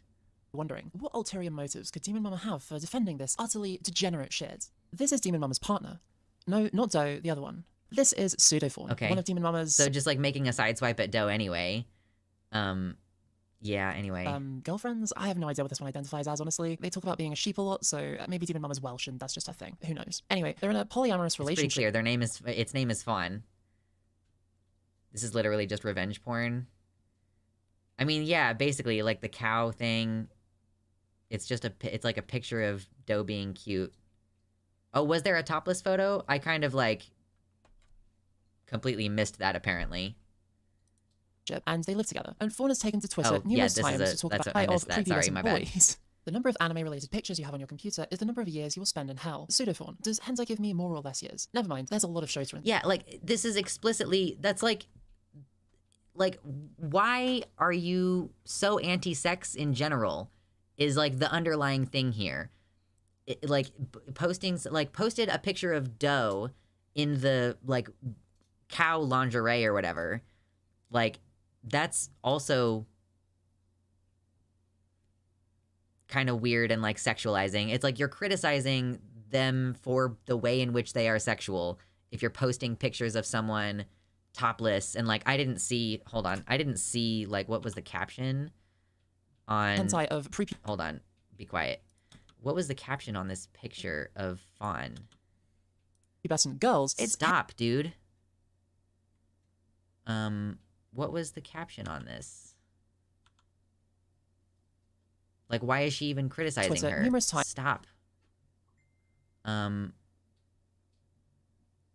The caption is just something that Jenny posted. She says, no idea if these nipples are, quote, female presenting enough to violate YouTube TOS, but they certainly violate any basic standard of decency, and I'm not taking any chances. Like, someone posted pictures of themselves. Like, it's fine. Just calm the fuck down. Like, what a weirdo. Also, the tweets she's digging up from Fawn are when Fawn was a teenager. Yes, a well-adjusted individual. The R word is, quote, retarded. She keeps saying mental retardation and stuff. Yeah, I'm not allowed to post topless pictures anymore, or Jenny will call your gender into question. It's hentai of prepubescent boys. The number of anime-related pictures you have on your computer is the number of years you will spend in hell. Pseudofawn, does hentai give me more or less years? Never mind, there's a lot of Shota in there. I'm fucked. I am extremely out of the loop in the world of pornography. Shota is like lolicon, but it's for young male bodies instead of young female bodies. I kind of missed that part. It went by me too fast. Probably because all I care about is trap and Shota douchins. This is from 8 years ago. Yeah, like I don't know how old Fawn was 8 years ago. 8 years ago, I was 21. Like I don't really stand by anything I said 8 years ago, to be honest. Our best. Confirmation maximum. You enter cute little Shota dick, huh? Can anyone hook me up with about 4,000 drawings of traps, Shotas, and new halves? Thanks in advance. Baby dick is kind of an endearing term, TBH. Cute little ones deserve love too. Oh my god. Pose you. I mean, like that, like calling, like saying someone has a baby dick is not mean anything about baby penises. Like, it's like obviously like there's a whole genre of like emasculation kink. Like I don't know. Fawn turned 18 in 2014, so all of these are it as a teenager at age like 19 or so. Yeah. Yeah, this just in, teenagers are into porn of teenagers. Wow, crazy. Like, I don't know what to say about that. Fawn is older than me. Yeah, how old when did I turn 18? Okay, so Fawn is like 2 years younger than me, I guess. Anyway, yeah, let's keep this going, I guess. Who draws proportionally incorrect, unappealing peens on exaggerated bodies that don't make sense for males half the time. Sometimes they draw a nice, sound boy body, but they will never I don't know what this means. Also, it was from, again, like 8 years ago. Fawn is literally shitposting with its eggy channer friends. It's not actually being serious in any of these. This is another thing, too. Like, this is edgy posting. Like, edgy, again, 2015. Like, I don't know what the point of any of this is right now. do the penises right. Guys, can we please have a serious conversation about the low-quality genitalia in the Shota community? True. The real problem, of course, with all of this drawn child porn is that the dicks just don't look right. Seriously though, I do love that the implication of this complaint is that Fawn is upset that the dicks on these literal fucking children don't look childish enough for them. It's so disgusting, man. I'm just gonna have sex with this 3-year-old non-human with demon-looking things coming out of her back. What am I even supposed to say about this one? I wrote an entire I short... feel like that was pretty obviously, like, clearly that was a reply to someone and it was not in context. Damn, now I'm thinking about the Baby Penis song from Game Grumps. Memes are now illegal. Transphobes being humorless weirdos, yeah. Like, True Scum being weird, humorless psychopaths, like, who knows? story about incest, but it's okay, because they were aliens with a societal custom of pairing same-gender siblings, right? No, Fawn. No, it's not okay. None of this is okay. Oh my god. This is the opposite of okay. Again, passing judgment on a lot of, like, fiction and drawings. Like, get over yourself. Find something valuable to do with your time. Honestly, sometimes I think that trans women like this need to get hate crimed, like, once, so that they get some perspective on, like, shit that actually matters. So that they can stop whinging about bullshit like this all the time. Like, maybe develop some real problems. It's pretty fortunate for DemonMama that no one in her community, none of her mods, none of the other streamers she associates with, have any issues with Lolly at all. I'm sure they're all fully aware of her views on the topic, and I'm sure she privated the only stream of hers where she openly talks about this for entirely unrelated reasons. But wait, there's more, because not only is pseudo-fawn into pseudo-child porn, they're also into animals. Yes, you did hear that correctly. In fact, why don't I just... wow, you mean someone who's called Fawn and Doe are into role-playing with animals? Wow. Oh no. I was in that mix of screenshots and she called me DM's head mod, something that has never been true. Yeah, Gayfesh, you're always getting caught up in these. Like, why? Why do people care so much about you? It is so weird to me. Like, you are just adjacent to these people. And barely adjacent. Want to know something really funny? Of course I want to know something really, really funny. I might have to go pee in a second. Janie Matrix doesn't have me blocked on my main account. Is that noteworthy? She does have me blocked on my podcast account. Oh no. Like, apparently, well, that's so weird. I don't think I follow your podcast account. I probably should though, excuse me. What's up, Christy? You just coming in? Oh gosh. The reason was that I used my podcast account to look up some tweets for my Brianna Wu video. She watched that video and blocked my podcast account because she identified your handle from that video and blocked that account. That's too funny.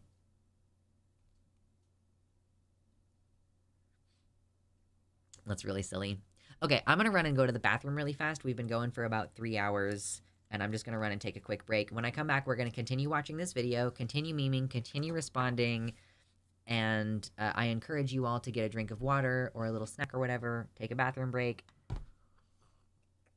recombobulate yourselves, and I'll be back momentarily, okay? Be good. Be good beans, all right?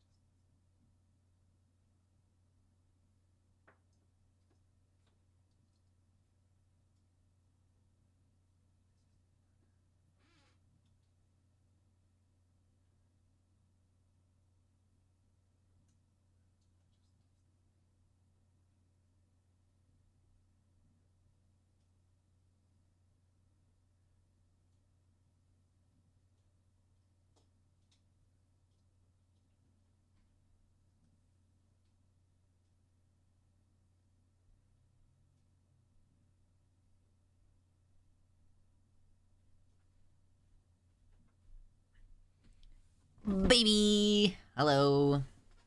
We're back. I'm sorry I kept you waiting. I'm refreshed. I have emptied mine bladder. There's actually 2 more people in here than there were when I left, as far as I can tell. And we have 75 likes, which is pretty baller. I gotta say that photo of that photo of Doe and Fawn is so cute. It really is. I know. It just so is. Look at how adorable they are. They just look like they're so happy. They both look so happy. T for T love. It do be the best. All right, let's do it. Just read you a few of the things that Kiro the pseudofaun here has had to say about their unusual sexual proclivities. Faye on Twitter, Faye is a name they used to go by, gently attempts jokes, avoids opinions on anything besides video games, makes only vague references to weird stuff. Faye speaking in private to a minor acquaintance. You'll like horsecock? I'm a big fan of deer pussy. I want to fuck 8 people at once. Dragon mommy dom. Okay. Jesus Christ, man. This one is in reply. Like, okay, like, you can just think that someone else's, like, kinks are not your kink, but, like, why is this whole thing kink shaming? This whole thing, yeah, horsecock and dragon pussy, they're hot. Like, oh my god, someone needs to tell Jenny about the existence of the Bad Dragon website. Because there are, or sorry, it's deer pussy, yeah. There's, like, you can just straight up buy toys. Like, you can buy a toy that looks like, maybe not a deer pussy specifically, because that feels really specific, but, like, she emphasizes the word minor and minor acquaintance because she's trying to make it sound like Fawn is talking this way to minors. Oh, yeah. She does she not understand the term, like the phrase minor acquaintance, or like someone who you're not very close to? Like, she's clearly making it seem like when I'm talking to my friends who are underage, this is what we talk about. Just, man, that's disingenuous. That's a really good point, Gayfesh. I'm glad that you're here to point these things out because I didn't even notice that. To some pretty vomit-inducing furry porn, which I've cropped out for your own well-being. That goat/sheep thing where the whole skin runs up their tail. Why are people constantly surprised I'm a furry? Fawn replies, start drawing— Oh, no video. Oh, hold on. Sorry. I keep forgetting this, that I need to do this. Hold on. Furry good. minor acquaintance. You'll like horsecock? I'm a big fan of deer Yeah. pussy. So hold on. She did just say that. The minor acquaintance thing. Jokes, avoids opinions on anything besides video games, makes only vague references to weird stuff. Faye speaking in private to a minor acquaintance. You'll like horsecock? I'm a big fan of deer pussy. I want to fuck 8 people at once. Dragon mommy dom. I mean, true. Jesus Christ, man. This one is in reply to some pretty vomit-inducing furry porn, which I've cropped out for your own well-being. That goat/— Like, again, like, furry porn is fine. Just leave people alone. The unifying factor of Truscum is that they have completely internalized the idea that trans people are not allowed to be happy. Oh, no. I mean, that's so true. I had never thought of it that way, but it's super true. Like, their one unifying thing is, like, trans people not allowed to be happy. Just not allowed. Yeah, crop out the furry porn, but we're leaving in the revenge porn. Cheap thing where it's not even animal porn, it's furry porn. Yeah, it's not even, like, actually animal exploitation. It's just furry porn. Probably of, like, humanoid furries as well, most likely. All skin runs up their tail. Why are people constantly surprised I'm a furry? Fawn replies, start drawing a lot more animal genitalia. You know, just to get the message across. I've seen some great collage pics from Oregon furs. Meanwhile, all I see here is ACAB, vegan, queer, text stickers, which is valid, but I want to see huge animal titty. I haven't played Pokemon since OG Ruby and why are these people so tripped up by jokes? These people are always so tripped up by jokes. Every single time. Sapphire. All I know about the newer stuff is the Hex. Fawn. There's a lot of sex-fuck Pokemon now, my dude. The NPCs ain't got shit on some of those literal animals. Zexoid. I ain't no Pokefucker. Fawn. You're missing out on some good shit, bro. Okay, so apparently, like, Jenny is so far out of the loop of the consciousness of the internet that she completely missed not only Markiplier's original pass or smash or pass of Pokemon edition, but she also missed, like, everybody's response videos, like the ripples that made through the internet for, like, a couple months. Like, it's like not even controversial. Pokemon Smash or Pass. Like, this video just came out too. She just posted this video, and it's like, that was more than a year ago. Smash or Pass Pokemon. I'm surprised this hit piece video has 2.7k views. This stuff is wild. Yeah, don't go watch it. Don't like it. Don't interact with it. Don't comment on it in any way, shape, or form. Don't do it. I can't believe the guy behind McAfee Firewalls has actually fucked a dolphin. Fawn replies, dolphins have cool genitals, but don't fuck non-sapient things. I'm glad we're getting some ethics in today's zoophilia. Ratmate replies, apparently he also tried to fuck a whale. Like, this dude is a household name. I think that even though dolphins are incredibly intelligent, Fawn is still considering them non-sapient things, despite the fact that actually I think dolphins are probably some of the closest, like, to being intelligent enough to consent to sex with humans. Like,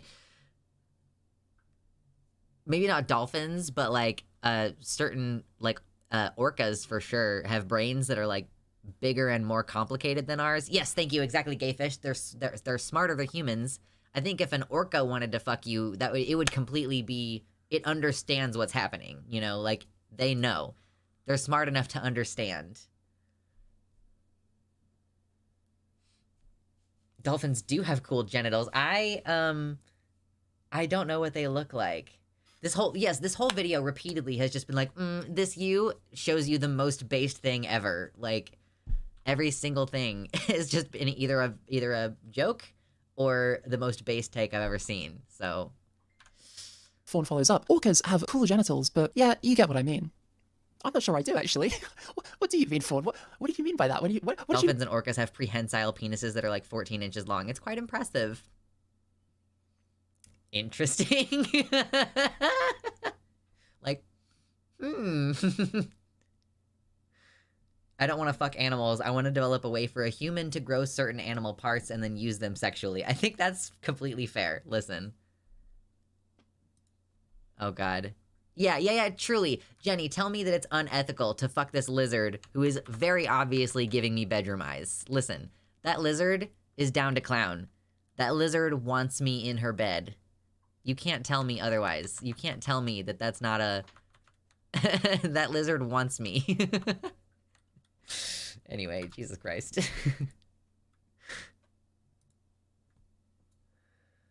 Oh, God. That's literally the Vosh argument. Yeah, Vosh is like, I'm not into horses like in a zoophile kind of way. I just want to have a horse cock. That's what I want. It's pretty straightforward. I don't know why these people think it's so complicated. It's not. Thank you. Yeah, when you said dolphins have cool genitals. What did that mean? Oh my God. I'm gonna kill. I mean, genitals can be cool. Genitals can be scary. There's like a spectrum here. Like cat genitals, scary. What do the words mean? She keeps calling people the R word. Listen. She seems to not understand things pretty often, is all I'm gonna say. Kill myself. I'm gonna fucking end it all right now. Less statues of historical racists, more statues of Pan and his goat cock. Now, I've had to censor this one pretty heavily because it leaves absolutely nothing to the imagination. Cool. And we I certainly didn't know cannot about have these goat statues. penetration.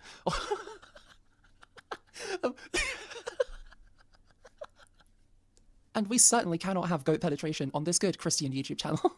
I mean, I didn't know that those existed, and I think that Fawn has done a public service by showing us that those statues existed. Can you just... That reveals so much of a through line. I don't think I've ever felt more connected to my ancestors than I have just this moment. Like, that's amazing. Like, the fact that we have furry porn today, and there's somebody who, like, the amount of time that it takes, the amount of, like, dedication and effort and, like, grueling backbent hours that you would have to spend producing a marble statue of Pan fucking a goat. Like, listen, that's just beyond impressive to me. And it connects me to my ancestors. Like, we have always been weird, freaky little guys doing weird, freaky little shit. Like, that's what we've always been. Pan was so fucking real, honestly. It's true. Kangaroos have 3 wombs. Do they literally have 3 vaginas? I thought that they just had different compartments. Furry commissions are carrying the entire artist community right now. I know. So many other kinds of art have been outsourced to machinery, or, like, there's a team of people working on them together. So, like, the songwriter is not the same person as the singer, and the people doing the music are different, and, like, it's like a collaborative thing, I guess, in that sense, but, like, it just lacks some amount of artistic touch because it is corporatized in that manner. Kangaroos have 2 vaginas? Okay, that's pretty impressive. That's more than I have. Anyway, let's return to this nonsense. I could keep going all day with these because there really is a limitless supply, but I'll leave you with this one. She got the fuck me everything. Her entire being was designed to scream, pound my cloaca hole, and give me fucked up hybrid babies. I have no words. I have nothing. These people are not seeing the pearly gates. That's pretty funny. I think it's pretty funny. Suppose Oh, we it's shouldn't- three vaginas on a kangaroo. Okay, interesting. Good to know. That's still more vaginas than I have. Yeah, pound my cloaca hole, mommy. Like, you know, people do some silly shit when it comes to like their edgy sex posting. I just can't imagine taking issue with this. It's like, I think the thing that I find embarrassing about this is that Jenny thinks that any of this is worthy of criticism because any of it is like to be taken seriously in that way that it should be criticized. Like, you make YouTube videos about ideas that need to be criticized. Like, this is just making fun of someone who, when they were 19, was posting about Animal Hole a lot. I mean, I don't know what to tell you. Yeah, people who like sex and are furries are spooky. The argument is just implied disgust. Right. The argument is just like, you know, we're just going to present this as though it is disgusting and let your disgust reaction be the thing that carries this argument through, you know? And I don't have the disgust response, so this is not having the intended effect on me. I don't understand what her problem is. Humans should be marsupials? True. Don't disagree with that at all. be too surprised the Mother of Demons isn't going to make it to heaven, but there you go. I don't want to linger on Pseudofaun for too long, True. but somehow it gets even worse. So let's move on to Pseudofaun's presence on some other websites. Like these Rule 34 websites that I haven't come across when Googling their name. Pseudofaun is a part-time Rule 34 artist. Doesn't just jack off to this shit and talk about it, but also draws it. So that's I don't horrible. know where it was said that it jacks off to this stuff, by the way. Like, again, that is an assertion that Jenny is making. That's an assumption that Jenny is making. I feel like you can shitpost about animal genitalia without, like, I mean, do we not shitpost about duck penises? That's pretty, I feel like it's not even like limited to the furry community. Good night, Gayfesh. Enjoy. Yeah, the corkscrews. Listen. Anyway, I'm just never gonna get it. I'm not sex negative, so I'm never gonna get it. And a lot of it is just really fucking bad. So I've got a few pictures to show you here. Obviously, extremely censored. Can't be having any of this anywhere near YouTube. I don't wanna risk getting the channel banned on my first video. So Okay. You'll just have to imagine the fire. Yeah. To start with, we've got this frog giving a guy a foot job. It's interesting. We've got this pink Yoshi thing. I don't know, with a It's Birdo! Are you kidding me? She doesn't know who Birdo is?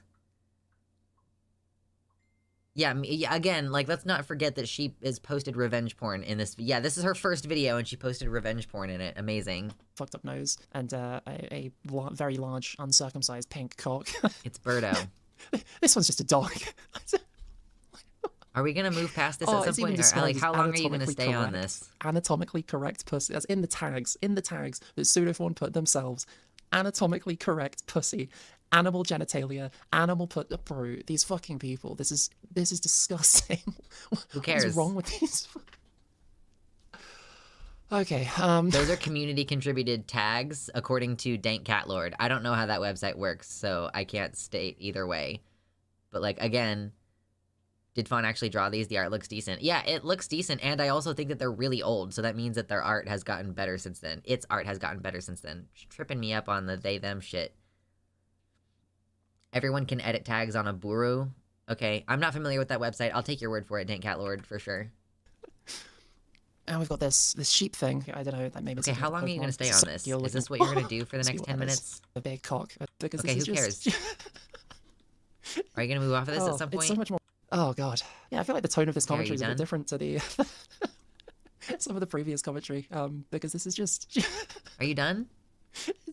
Oh, it's so much more graphic. Like the rest of it, I had some kind of distance between myself and what I was looking at. Like it was just text I was reading, but now I'm actually seeing it, and it's like, oh god, okay, this is real now. It feels very real. Okay, Okay. then Fawn's dog. Okay, footballs, we're you've got, still like, on this. people who spread potentially Okay. their paws up and shit. It's Are we done? Horrifying shit. So with these horrific images now thoroughly burned into my mind forever, let's Okay, see what good. else we've got. Thanks. DemonMama has repeatedly gone to bat for people who spread potentially life-ruining lies about people that she doesn't like, especially other streamers. As long as the person telling the lies is on her side and the person being lied write about is somebody that she's fallen out with, there isn't really anything that's off limits. After a fellow leftist streamer called Maddie Cakes accused Destiny of being a groomer with absolutely zero evidence except for vibes, DemonMama had this to say. Guys, like, holy fuck. I don't care if you think, like, Maddie was slightly irresponsible or jumped the gun or whatever. I don't fucking care. The fact that— So she'll post what DemonMama said, but she won't post what she's responding to, so that, you know, she can characterize, oh, this person accused Destiny of blah, blah, blah.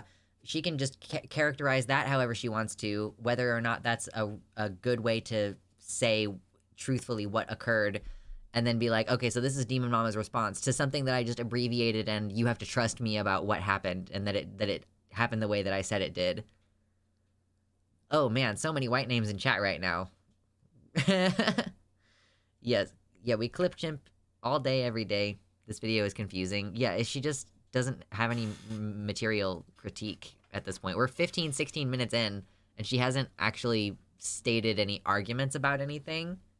the predominant narrative is that Maddie just made up everything. Come on, that's fucking stupid. Most of you will never get this. You never will understand what it's like to be told constantly that you're making everything up and that you're fucking insane. It is mass gaslighting that is just so fucked up, and it drives you insane until you just say, fuck it, I don't give a shit. Apparently Maddie said that Destiny was a sexual abuser.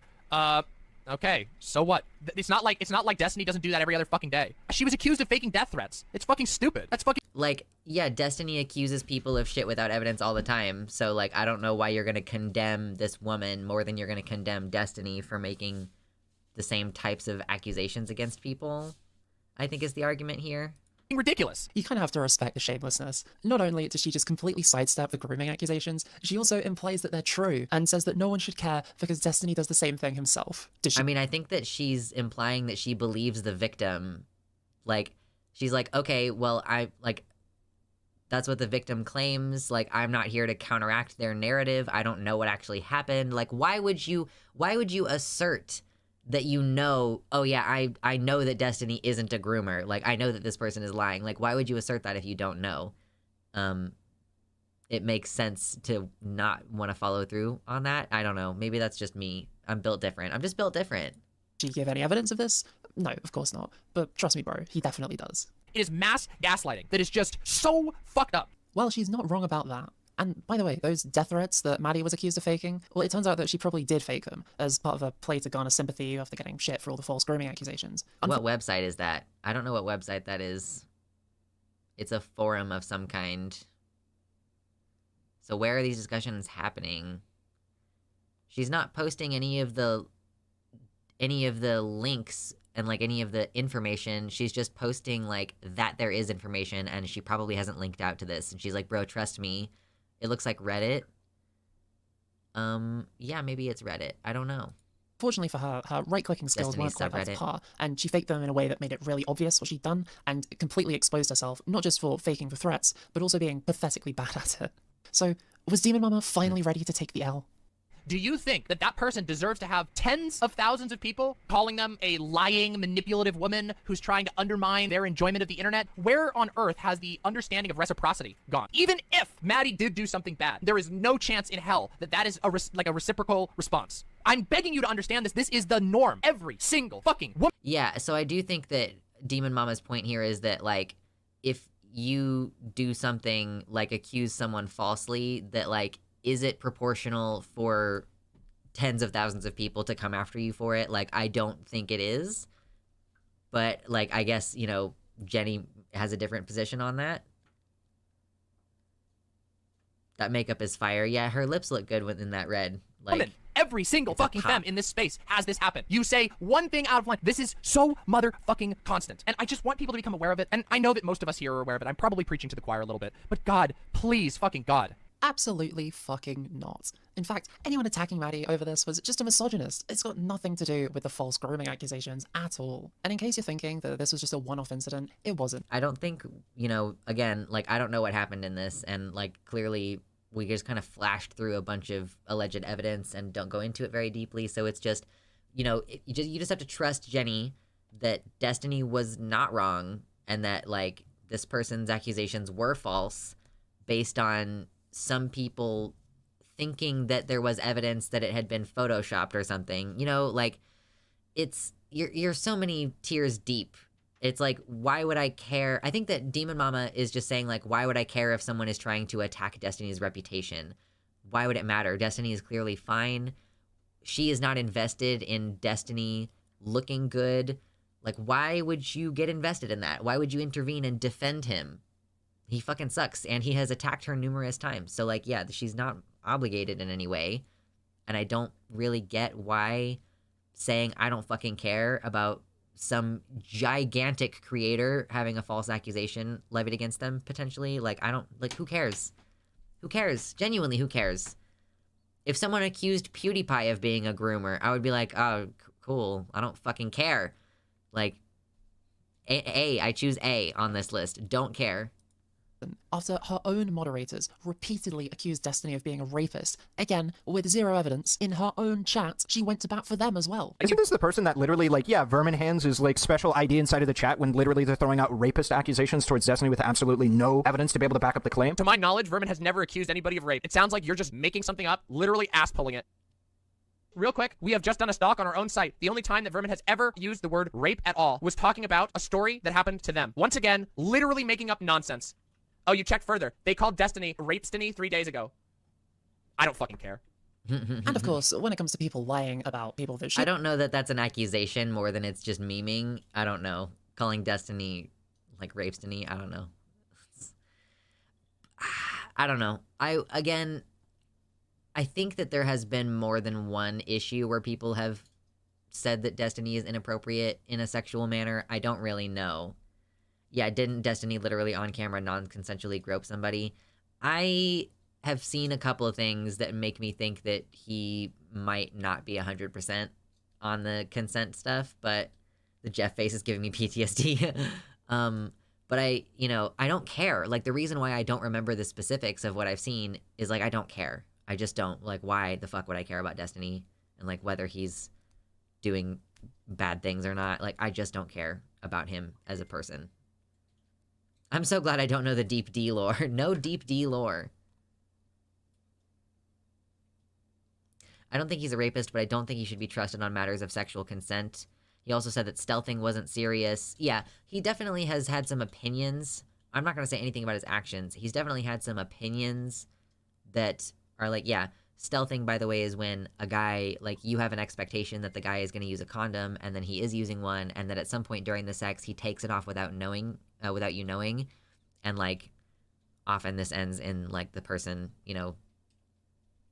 doing the thing in the place where you don't want them to, and, like, yeah, that's, like, obviously a form of consent violation. It's a form of sex that you didn't consent to. I would say that that's, like, a form of sexual assault, or rape, you might call it. Like, you were consenting to one thing, and then the person did something else to you.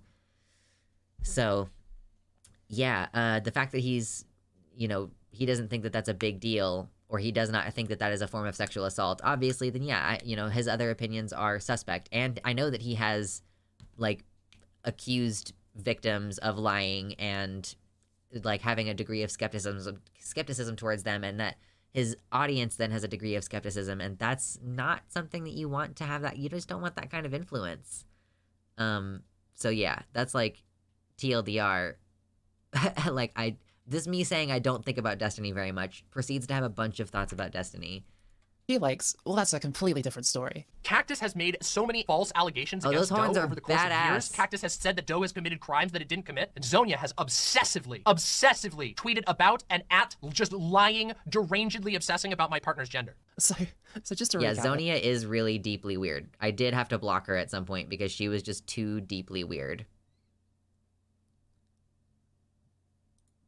if you slander someone as a rapist, baselessly accuse them of being a groomer, and fake death threats coming from their community, that's completely fine, no problem. But if you dare to lie about someone's gender, well, that's crossing the line. Well, this has been a pretty heavy video, and I'm sure that DemonMama's community feel that I've slandered them in some way, is but at least they personally still have their obsessed with Discord, me right a now. safe space where nothing bad ever happens. Right? Right? Yeah, Zonia was on that debate panel I did, yeah. I think she was awful on it, but I can't... Oh yeah, she was like, I live in California and everything's fine, it's not a genocide. And I was like, alright, sounds great. For you.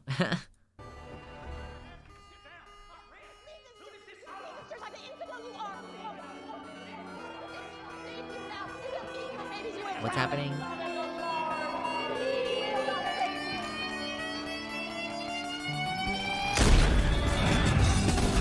Okay, a whole bunch of, like...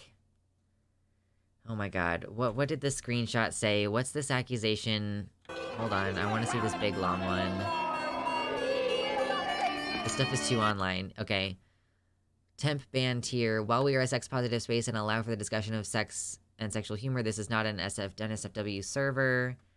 We wish to facilitate a space where people of all ages can learn about politics and can see the... and can feel free... I can't see what this says. Listen, I made the mistake to watch this in the Twitter thing. I need to go to the YouTube thing so that there's not this fucking thing that says my videos or, like, more videos stuck at the bottom of it. Oh my god, dude. Okay. Can feel free from having to be the object of sexual attention. Okay. Like, so say, like, we are a sex-positive space and allow for the discussion of sex and sexual humor, but we wish to facilitate a space where people... like, so don't direct that at other people in a way that makes them feel like they're the object of sexual attention, like, or, like, don't do that to people in here, okay? And then she's gonna show, like, maybe some violations of the terms, like, that happens sometimes. Oh, look, deleted user, that looks like somebody who abandoned their account or got banned, right? Would you fuck an IRL version of Siri Alexa, though? Okay, that's... funny you mentioned that because I read this hentai comic a couple days ago where this dude got fucked by an Alexa device like a flashlight. Okay, you can talk about sex and it's not sexualizing. Oh my god, this girl is so anti-sex. It is so...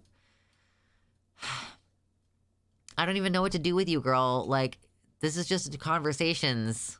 It's just conversations. You can talk about...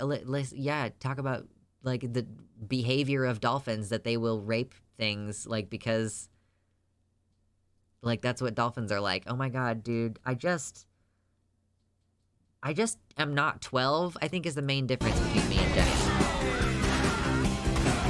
Okay, yeah.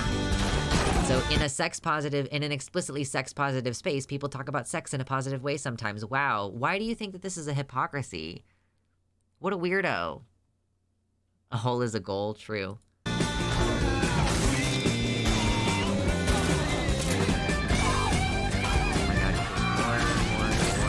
Boring. It's getting boring. Boring.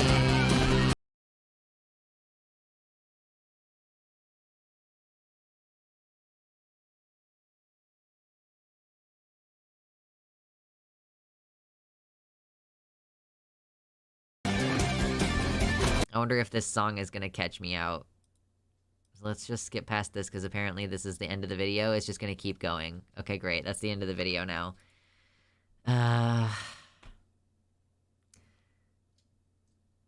You can't mucho texto over a fucking action scene unless you expect people to not read them.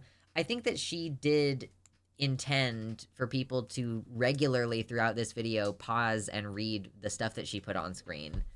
Like, that it was definitely, like... I don't think you would be able to understand half of the shit that she was saying without pausing, or, like, at least knowing the context of it. Like, I didn't need to pause and read everything because I know the context. Why the segment? What do you mean? I didn't know how cringe it was gonna be. And I wanted to cover it. Wow. Based.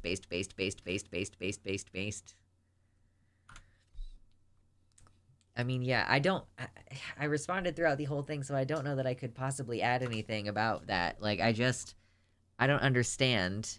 Oh, why the action scene with the mucho texto segment? I don't know, why? Why the mucho scene? Why the mucho texto? It was bad through the whole video. Why would you do this? It's just not a decision that I agree with, I guess. Anyway. And that was that girl's first video, too. She's gonna do so well. She's just coming out swinging. I'm so proud of her. Oh, God. True, yeah, putting action behind the pause to read things is so dumb, because either you get the video experience of the action scene, or you can read what's being said, and that defeats the purpose of the action being shown. Yeah, I think that it was just that the one guy was shooting all of the horny posts from the server. You know?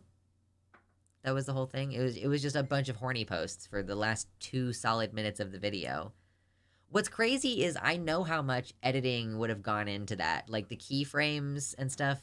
Like that is not a labor unintensive part of the editing process. And she put like 2 minutes of that at the end of the video. Boy howdy. She spent some time working on that. I wonder if the fact that this video came out and like a lot of the stuff from DemonMama that she was referencing was like 2 years ago. Is that because she started making this video 2 years ago and it just took her that long? I could see that being the case. I really could. I could see that being the case.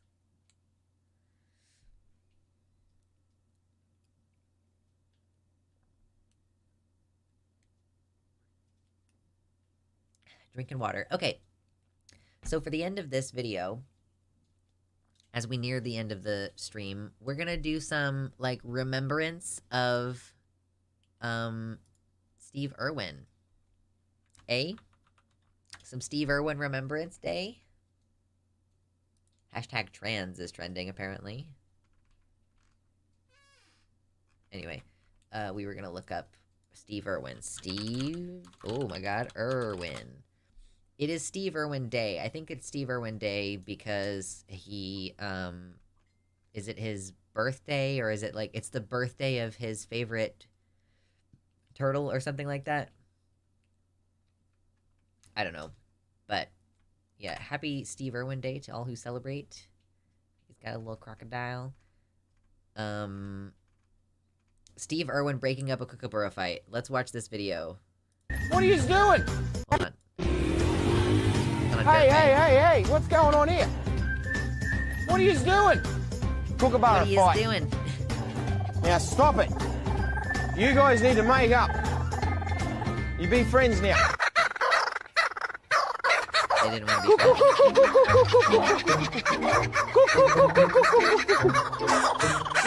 He speaks that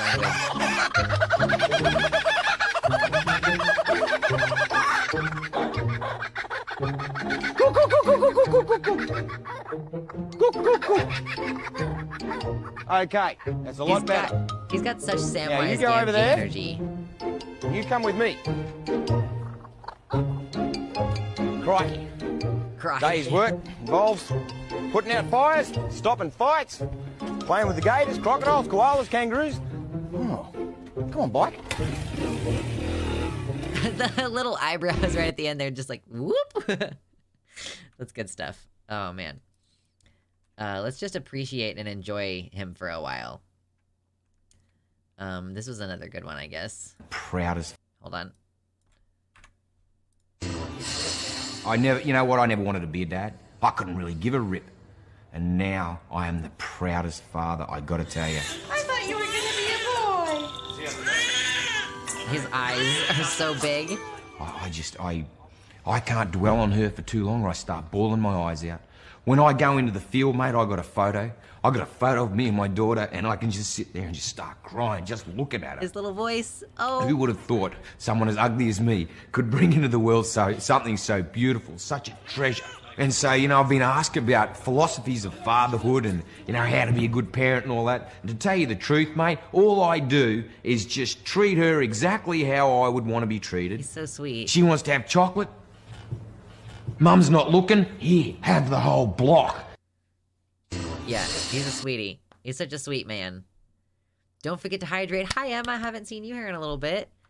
Hope you're doing well. We're doing a wholesome segment right now. Doing a little bit of Steve Irwin appreciation. That's a good picture. Yes. The most passionate 34 seconds ever caught on camera. What good is a fast car, a flash house, and a gold-plated dunny to me? Absolutely no good at all. I've been put on this planet to protect wildlife and wilderness areas, which in essence is going to help humanity. I want to have the purest oceans. I want to be able to drink water straight out of that creek. I want to stop the ozone layer. I want to save the world. And money? Money's great. I can't get enough money. And you know what I'm going to do with it? I'm going to buy wilderness areas with it. Every single cent I get, goes straight into conservation. And guess what, Charles? I don't give a rip whose money it is, mate. I'll use it and I'll spend it on buying land. What good is it? Yeah, I'm so curious what the world would look like if Steve Irwin were still in it. Like, what a fierce advocate he would have been. Like, he would be best friends with Greta Thunberg, I think. Like, you know what I mean? Ah, man. How different things could be. We are in the darkest timeline. I know it. Maybe not the darkest, but certainly a dark timeline. Yeah, I agree. Oh, boy. Get my eyeballs here. Ooh, ah. Okay. Let's find some more wholesome posting. Hey, here's another one. Look at him. Look at him. Man, he died so long ago, too. It's crazy how long ago it was. Happy Steve Irwin Day. That's his daughter, Bindi, I think. And yeah, he's feeding a gator with her in his hand. I think this is the guy who, like, got inspired by Steve, who is posting this picture. Yes, I think that's what it was. Here's Steve and his son, Robert. I think that's Robert. Yeah, Robert Irwin feeding the same crocodile named Murray at the same place 15 years apart. Yep. I like Robert. He's cool. Okay, let me see this one. Over here, looking for hot snakes and hot surf. Oh my god, can I buy some pixels? I'd like to purchase some pixels. He's surfing though. That's pretty cool. Steve Irwin's like, is he surfing right now? And he's How's this? There's a venomous snake sharing our surf spot. Have a look at this. What are you doing? What a beauty. The cyclone's close and finally surf's up. One thing left to do. Get the big gun out and hit it. Surf's totally blowing out. There's no way. Have a look at this. Have a go at this. Woo-hoo-hoo-hoo. I'm riding me 7'6" gun. And getting completely busted up. Over here. Oh, that's really good. I liked that a lot. I enjoyed that. That was one of the best 1 minutes of my week, for sure. Oh yeah, here's the one where he gets bitten by a snake. The reason I'm doing this is because this one's a python, and as you see, he won't bite because he can't eat me, and he doesn't feel scared. I don't scare him, so he won't bite, and he hasn't got venom. Now that's a python, but it's very difficult from a distance to tell a python from a. You might have to cut here, he's biting my neck. I'm serious. Might have to cut it here, he's biting my neck. She's like, I don't know what to do. Well, if I watch the telly, I should be able to... Can you get a close in on this? Oh my god. Can you get a close in on this? Live TV. Oh my god, look at that. Oh, he's gonna let go, yep. Perfect. Did that hurt? No. Sorry about that. She's like, did that hurt? And he was like, no, didn't hurt. He's like, he's a little guy, he can't hurt me. Like, I'm sure that there was a pinching sensation. No, you're wonderful. Nuh-uh. I'm sure there was a pinching sensation, but like, yeah, a snake whose job is not to bite you, biting you, like, no, there's no way, dude. Okay, do we have any more? Here's a good picture. Another good photo of Mr. Irwin. Fire that snake. I know, he is not doing his job, which is to not bite. Oh yeah, this is a classic quote. I don't know if this is actually a true quote or if it's just one of those ones that people made up, but yeah, crocodiles just try to kill you and eat you. People pretend to be your friend first. Big thinky brain time. Okay, this is I like how conservationists, like, I'm not gonna play this person's TikTok, but I like how conservationists are, you know, using the remembrance of, Steve Irwin to, like, show the work that they're doing in conservation. No snake would dare harm Steve. Yeah, I mean, clearly, I mean, no reptile was ever gonna be able to take him down. You know, he was the crocodile hunter. It was his main deal, and it was never going to be a reptile. Oh goodness, what is this? Listen, Steve, I hear you. I mean, if it's up to me, right, we'd have the crocodile hunting 24/7. Exactly. Every single time I do my bootlaces up, I'm scaring death right in the eyes. How many baseballers are doing that? I'm with you, that's for sure. Crikey! Stand back, John. Have a go at the size of this beauty. I got him, mate. Steve, don't. Woo, isn't he gorgeous? That's pretty funny. I'll have him subdued any minute now. I'll catch up with you later. John, give us a hand, mate. Is that just like a commercial for ESPN? Is it really good? Oh, man. I enjoyed that a lot. Yeah, is this a top 10 best Sports Center commercial? Sports Center, listen. They really knew how to do it back in the day. That was pretty funny. Oh, this is funny, too. And people calling me, man, they're shocked. Oh, hey, you wouldn't believe it. Who got killed? The crocodile hunter. Please don't make me laugh at this.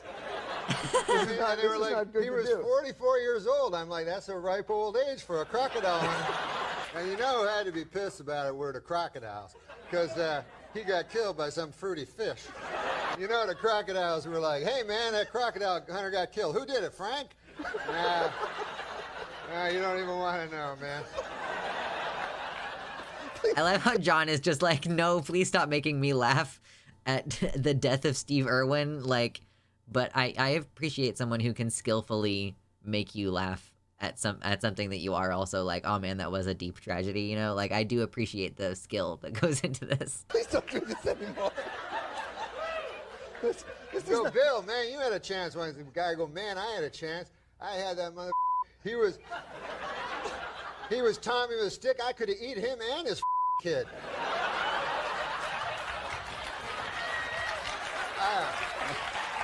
You remember I ever tell you that story, Bill? Yeah, only 1,000 times. People. Yeah, that was pretty good. I have an appreciation for that. That's pretty funny. Oh man. Here we have Robert Irwin with a turtle. They're buddies. They're friends. Aw, here's some good pictures. He's giving it a little smooch. He's giving it a smooch. Aw, look at him. He really I really wish that he was gonna live forever. That would have been great. Okay, what's this? If there's one thing that I, Steve Irwin, would want to be remembered for, it's be remembered for passion and enthusiasm. Conservation is my job, my whole persona. My life revolves around that. So do my friends, family. I mean, I think that is, like, yeah, we remember you for conservation and for your enthusiasm for animals. Like, that's 100% what he's remembered for. And he did. He surrounded all of his friends and family were conservationists. He married a conservationist. Like, colleagues, everyone I know is involved in conservation. And you know, I get this overwhelming feeling that I'm sharing my wildlife encounters with you. What a beautiful thing, and I never really thought that... Man, the original Sarah Poshel relationship, you know what I mean? That was gonna happen. A lot of people say, why? Why did you touch that snake? Why did you catch that goanna? Oh man, I would not put a bat. I don't know. Did you not know about bats and their immune systems or lack thereof? Get it off of you, please. Oh my god. It looks like maybe that's an indoor location, so maybe that's a bat that definitely doesn't have any horrendous diseases.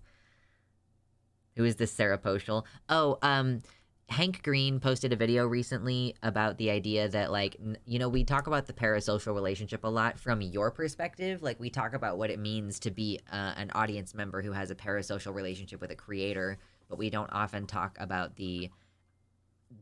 it's also parasocial by definition in the sense that it is, like, adjacent to a social relationship. The way that I feel toward you guys, you're a conglomerate for the most part. I can interact with individuals of you, but for the most part, you're a conglomerate.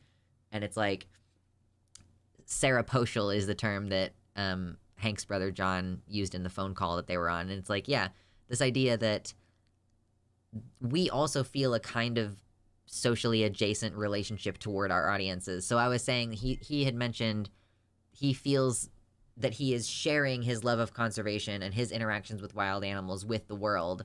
Like, it's not just that he's having these interactions with wild animals, he's sharing that with you. And, like that is what the seroposial relationship is. It is being an individual who is not able realistically to connect on an individual basis with their audience, but who has a relationship with them on the whole, you know? Like, I can meet an individual one of you. I could probably meet one of you in public, and I have before. And I meet you, and you're an individual in that moment, and then you kind of go away and return to being just part of what I have now deemed the Horde. You know, like, it's interesting just because it's just not spoken about very much, but whatever. We'll continue to appreciate Steve Irwin. Can't get animals into people's hearts. There'll be no conservation. There'll be absolutely no love for our wild animals, and that would be devastating. Everything would just suffer, and this would be a very ugly world. We need wilderness areas which are conserved by looking after, let's say, crocodiles to produce food and water and to have a very healthy green planet. What do you And mean in you don't essence, care about me by specifically as a person? conserving... Mama, I think you have made yourself into an individual enough that I think about you as an individual more than I think about many other Hordies as individuals. I mean, there's like 30,000 people subscribed to my channel, you know, and like only 5 of you, like, that I'm like, oh yeah. That's an underreaction, obviously. I know a lot of your names. In wildlife, I am helping humanity. That's what I'd like to be remembered for. He wasn't even mad at the stingray that got him.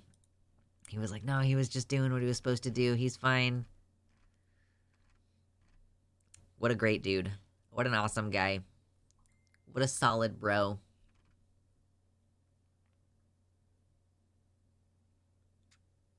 I mean, listen, Mama, you made me a gift. You are the one Hordie who has sent me a gift in the P.O. box. You know? I appreciate it. Okay, I'm seeing if there's any good stuff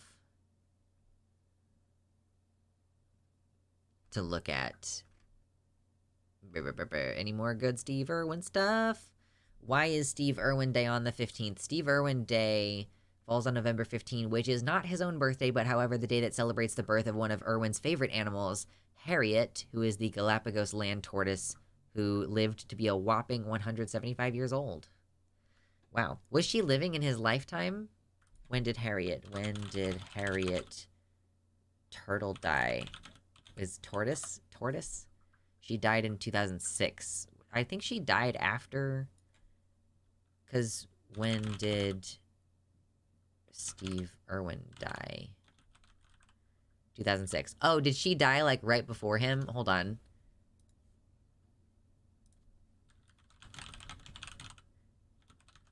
She died, like, only a couple months before him.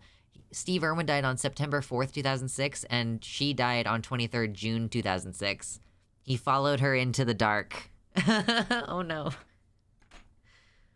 Rip Steve, he was a big part of my childhood when I was little. I used to watch Animal Planet all the time. So yeah, I saw plenty of him. And it's so weird to me that he died in 2006. Like, that seems like... It just seems crazy that it was so long ago. Yeah. Like, it was a while ago now. It hasn't yet been 20 years. That'll feel weird in a few years. But yeah, man, it's like, he made such a lasting impact on us. I feel like that's one of the defining characteristics, and I'm gonna say something real stupid right now, between millennials versus Zoomers. Like, Zoomers did not grow up with Steve Irwin. Like, you are definitely, like, millennials grew up with Steve Irwin. That is a thing, for sure. I thought it was 2016. No. No. My parents took me to zoos and aquariums and stuff because I saw the animals on his show and wanted to go. I wanted to do, like, marine biology and, like, all kinds of different, like, I wanted to work with animals. I wanted to do cool science stuff. I had so many cool ideas when I was a kid of what I wanted to do.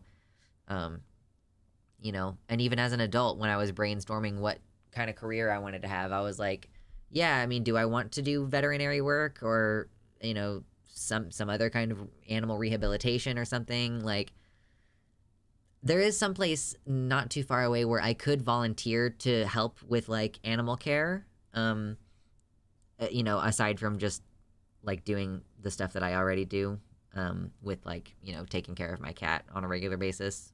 Like, the very little that I do for that.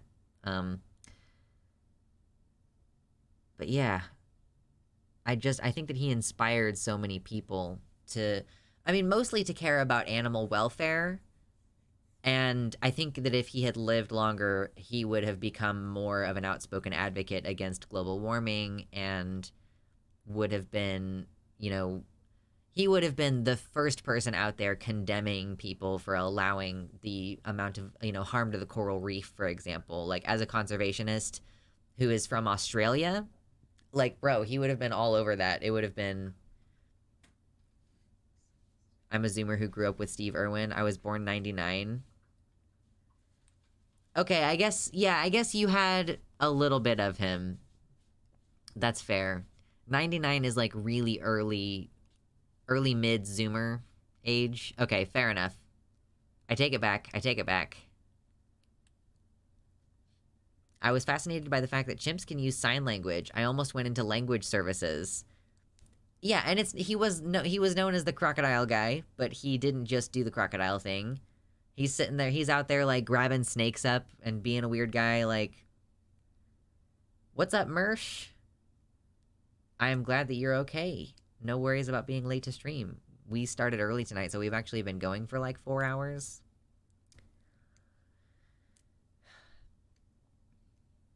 I was like, I didn't really make thorough dinner plans. I wasn't sure what I was going to eat for dinner today. But certainly it needs to happen at some point tonight. I don't know. We'll figure it out.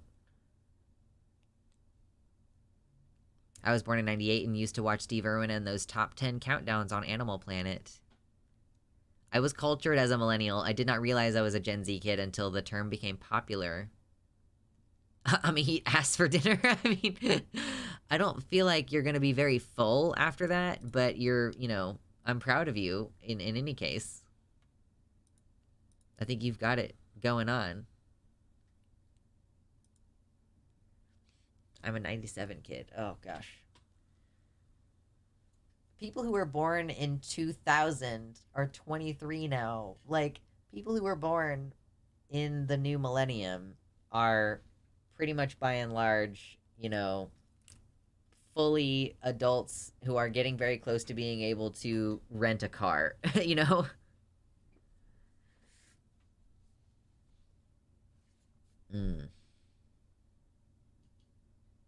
Yeah, anyhoozle.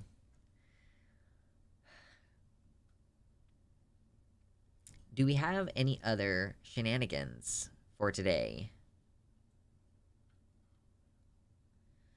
Because I'm definitely, like, starting to get a little bit sleepy. And I'm starting to think about my dinner later. So I'm like, we should probably dick around at least a little bit more. Like, should we do a little bit of... I don't know if I want to play Little Nightmares. I'm in the middle of having to do a really annoying, stupid thing in Little Nightmares, and I don't want to do it right now. Slay the Dragon? I mean, maybe. I don't know. Ugh. Little Nightmares is fun. I like that you appreciate it. I enjoy playing it. I found a 14-minute video about hostile city design. Sure, let's react to a video about hostile city design. That sounds great. I'm almost 30 and still feel like I don't know what I'm doing. Well, I'm almost 30 and I finally do feel like what I'm doing. So let me be a positive influence on you, I guess. I don't know if it'll let you post the video in the YouTube chat, because the YouTube chat's kind of goofy about letting people post links. Let's see.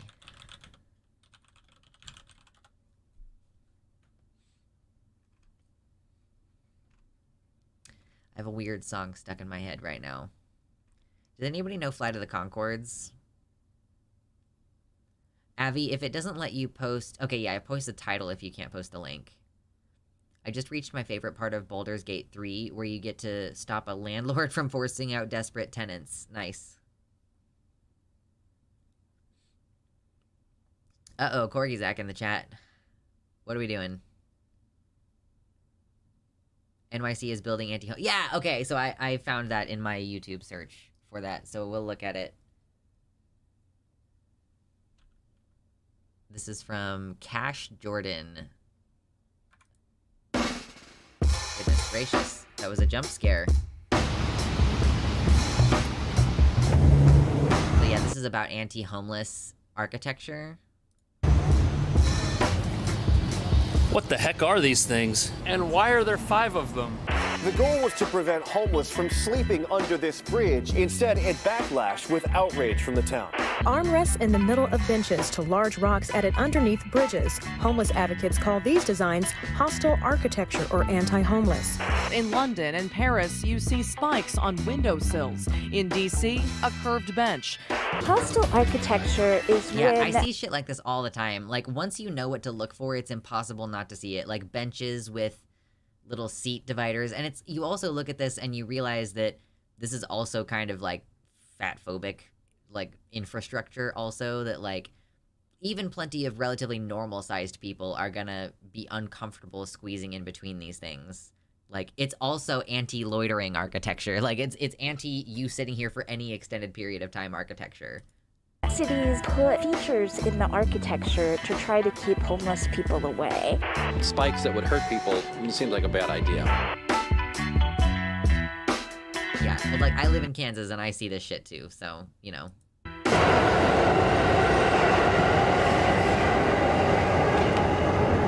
So this looks like a metal covering for the subway vent, which is underneath it. At first I thought it was a bench, but you can really only sit on this corner of it. You'll notice that the top of this is incredibly uneven, and then there's these raised ridges which are on all 5 of them. I wonder what effect those have on the, like, heat on the sidewalk as well. Do you think that these disperse more heat from the sidewalk?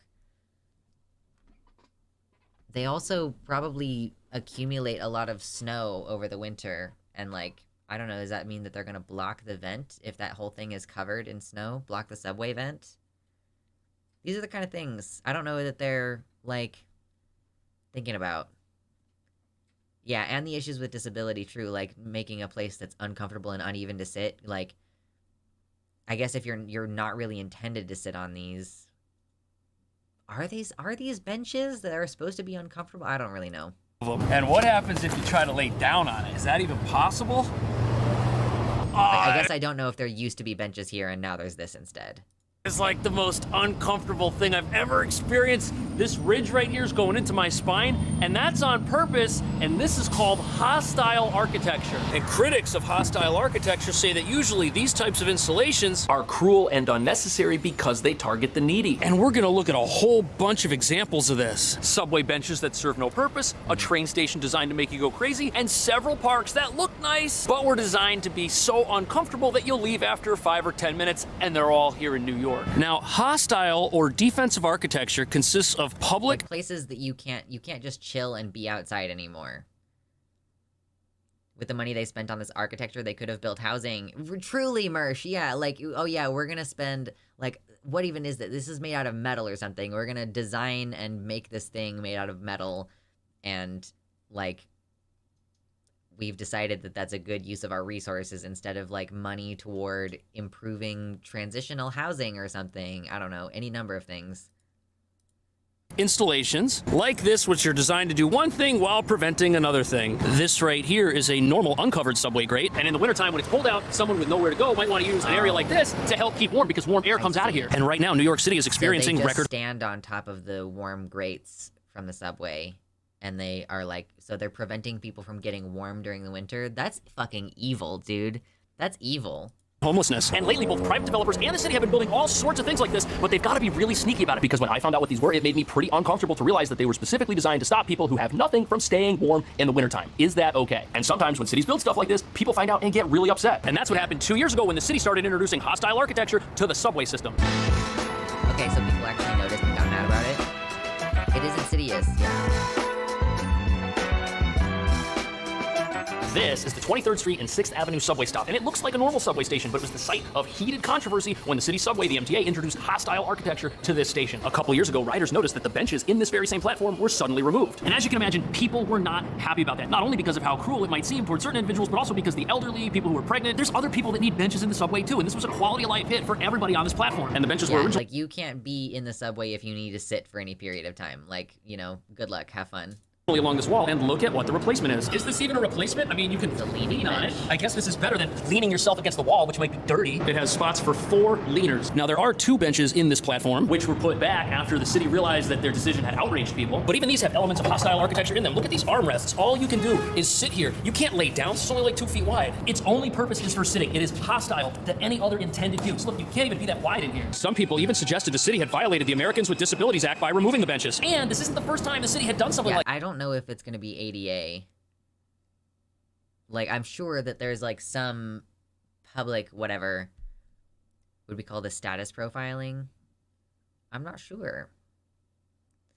Like, I mean, it's definitely, I don't know. It's like, it's a lot of things. It's classist. It's like this. Check this out. A year earlier, the city had removed all of the seatbacks from the benches on a subway station just a couple blocks south of this one. The city claims that once they did that, they saw a reduction in the number of people loitering on the platform, along with an increase in the number of passengers who were on the platform waiting for trains. But by removing the seatbacks from the benches that were already there, they essentially did exactly what this is by creating something that's less functional and lowers everyone's quality of use when they're in the subway. And I'm noticing that this is a trend because look at all the people standing with nowhere to sit. You see these concrete patches right here? There was something here. It was probably a bench. It looks to be about that wide. There's one other over here by the door, and there are no benches anywhere else. Just one more spot to lean right over there. And before we look at how the city is using these same type of designs at a brand new train station and a bunch of public parks, it's important to understand that this is exposing the dark side of this type of architecture, because there might be benefits as far as the orderliness of the subway system is concerned, but New York City gets pretty cold in the wintertime, and the subway is a place where needy New Yorkers go when they have nowhere else to go so that they don't freeze. And yes, the city has shelters, but they have a rather poor reputation, and because of New York's asylum crisis, the shelter system's already maxed out. And since the shelters are perceived as being dangerous, it makes tons of sense that people would rather take their chances in a place like this. And yeah, so it's, again, just like covering the grates with those weird things that people can't, like, sit on. It's taking away places for homeless people to just be warm in the winter, which is, like, again, super evil. Excuse me. Removing subway benches doesn't do anything to make people less homeless. They're still homeless, even if you remove the benches, and they've still got nowhere to go. And most critics of these types of policies, they want a clean subway too, but they don't really think it's fair to take from people who already have so little. And the city's subsequent removal of benches here and reinstallation of different benches, that basically let the city know that if they're gonna do stuff like this, they've gotta be sneakier about it, and they have been, as we're about to see. True, they gotta be sneakier about it.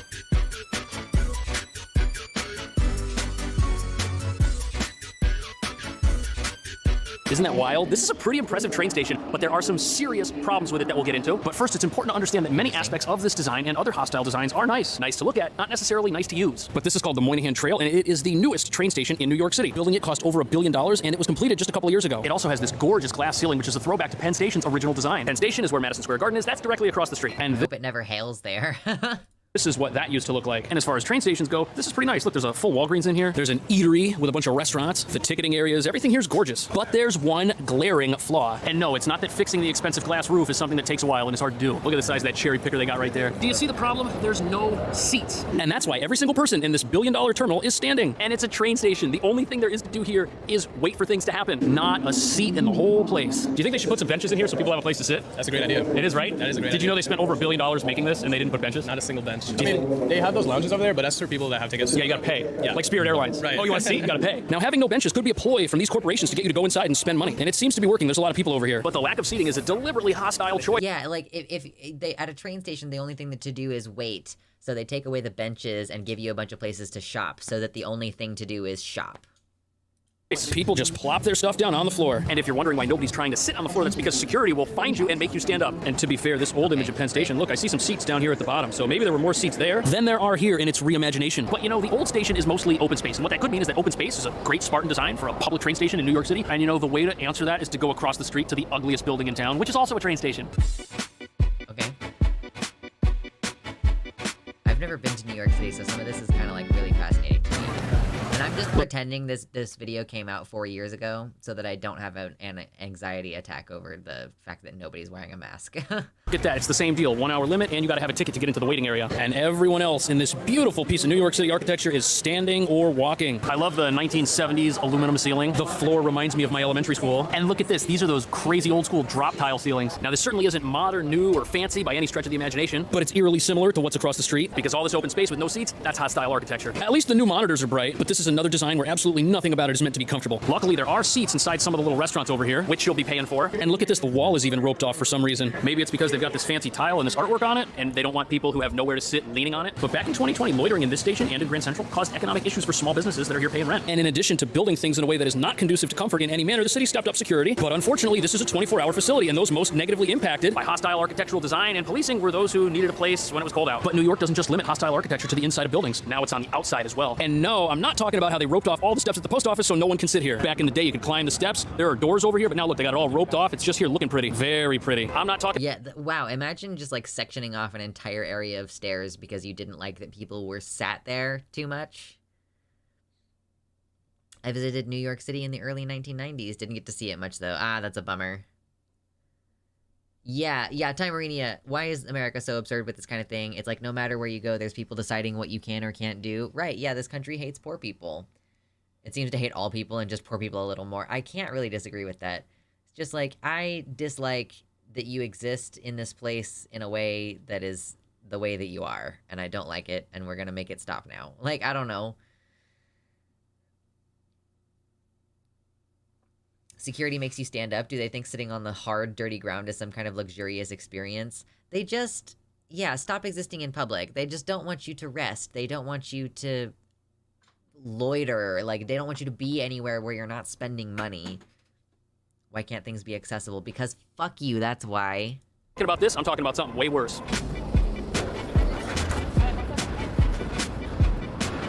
This isn't really comfortable. I can't believe whoever designed this calls this a bench and got away with it. It's actually like a barrier if you think about it. This is the Highline Park, and it's actually a park built upon an old railway track, which means many parts of it are skinny and narrow, but it's also very long. It goes like 15 blocks. There be some of the old train tracks right there underneath us, and I'm guessing that these barrier benches serve to move the flow of traffic down the park. And I guess they don't want big groups inside these little triangle areas. Oh, look, another awkward place to sit. I feel like I'm a little close to the traffic here. And this is what happens if you try to lay down on it. Look, my shoulders and arms are falling off the side. What a bizarre way to construct something. There's no way you're gonna sit on a bench like this for very long. Maybe just long enough to eat a sweet green salad. And look at this geometric nightmare right here. I bet people were getting hurt on this thing. That's why they had to rope it off. They roped it off because people were probably ramming their knees into it.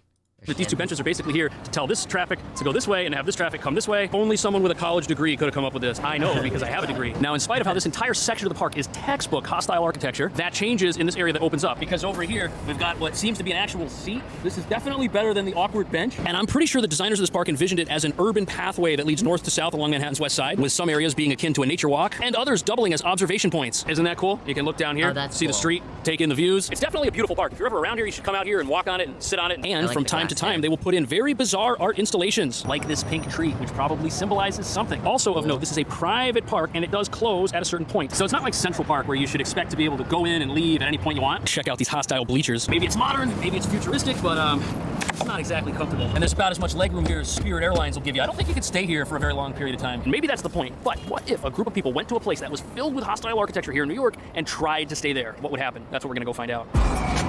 Okay, cool, so we're gonna test it. How many times are the police gonna get called on them, or just the police?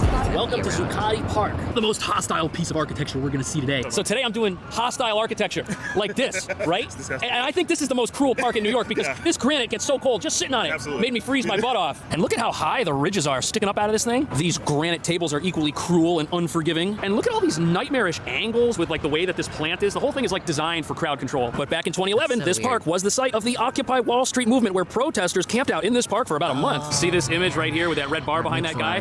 That was taken right over here. And whether you agree with their message or not, it took a lot of determination to stay in this place for more than 15 minutes. I mean, it is just a barren landscape. And yes, there are trees, but look at their position. They're only designed to eliminate crowds of people. Between these benches, these trees, and these weird plant boxes right here, it's tough to have like a mass gathering. And look at this little ridge that just kind of winds along here and goes up into the stairs. The whole thing is just, whoever built it wanted it to be here, and they wanted it to be looked at, and that's about it. Also, the protesters weren't here during the summer either. They were here from mid-October until about the end of November. It gets cold at night here in New York. Now, yes, the Occupy Wall Street movement did have significant support. There were a lot of people who donated and helped the people that were here stay here as long as they could with things like sleeping bags. I mean, Occupy went on for a really long time, all things considered. Like, it was relatively well-funded as far as movements for change go. and food. There's even a library, and there was Wi-Fi here in the park. I'm sure there were bathrooms too because I don't see any. Now, since 2011, the same type of mass takeover of this park hasn't happened before, and I guess these awful benches, I guess they do deter, but is that really how we want to build things? Should we build things in New York in a way that maybe doesn't lower everyone's standard of living all at the exact same time? Let me know what you think. Thanks for watching. I'll see you in the next one. Yeah, I appreciated that. You know, I am familiar with and see hostile architecture, you know, and it sucks. Like, I do see it happening sometimes where it's like, oh, you know, we've recently expanded this, this, like, city, oh god, what are they called? Those, like, community center buildings, right? Like, where you can go and, like, play basketball. Like, we've expanded this community center's land to include the area nearby, because that we want to turn that into a soccer field or whatever for the community, and consequently, now we have a bunch of rules against smoking cigarettes and vaping. Like, the rules of the inside of the community center have now extended to the outside in this big yard that we just acquired next door. And that is also going to include, like, not being able to stay there for certain periods. Like, there's going to be times where that area is sectioned off for events at the community center. So, like, people who were using that space to just exist, because previously it was, like, just the same as being on a sidewalk as far as what rules you're supposed to follow. Like, now all of a sudden you can't, like, in this little open field, you are not allowed to smoke cigarettes or whatever, because now it's considered community center appropriated property. Yeah, usually you can smoke outside generally where you want to, like, as long as you're not close to certain businesses or something like that. I'm in Eugene, and they closed off the entire area under the bridge where the unhoused people were all camping. They say that they're restoring it, but they aren't actually doing anything with it. It's just caged up. Yeah, we're just gonna be... You know, obviously it's abhorrent. Like, the fact that we are letting people go unhoused and punishing them more and restricting their ability to exist in public more and more, when we could be helping them. Like, obviously that is a moral sickness in our society. So, not great.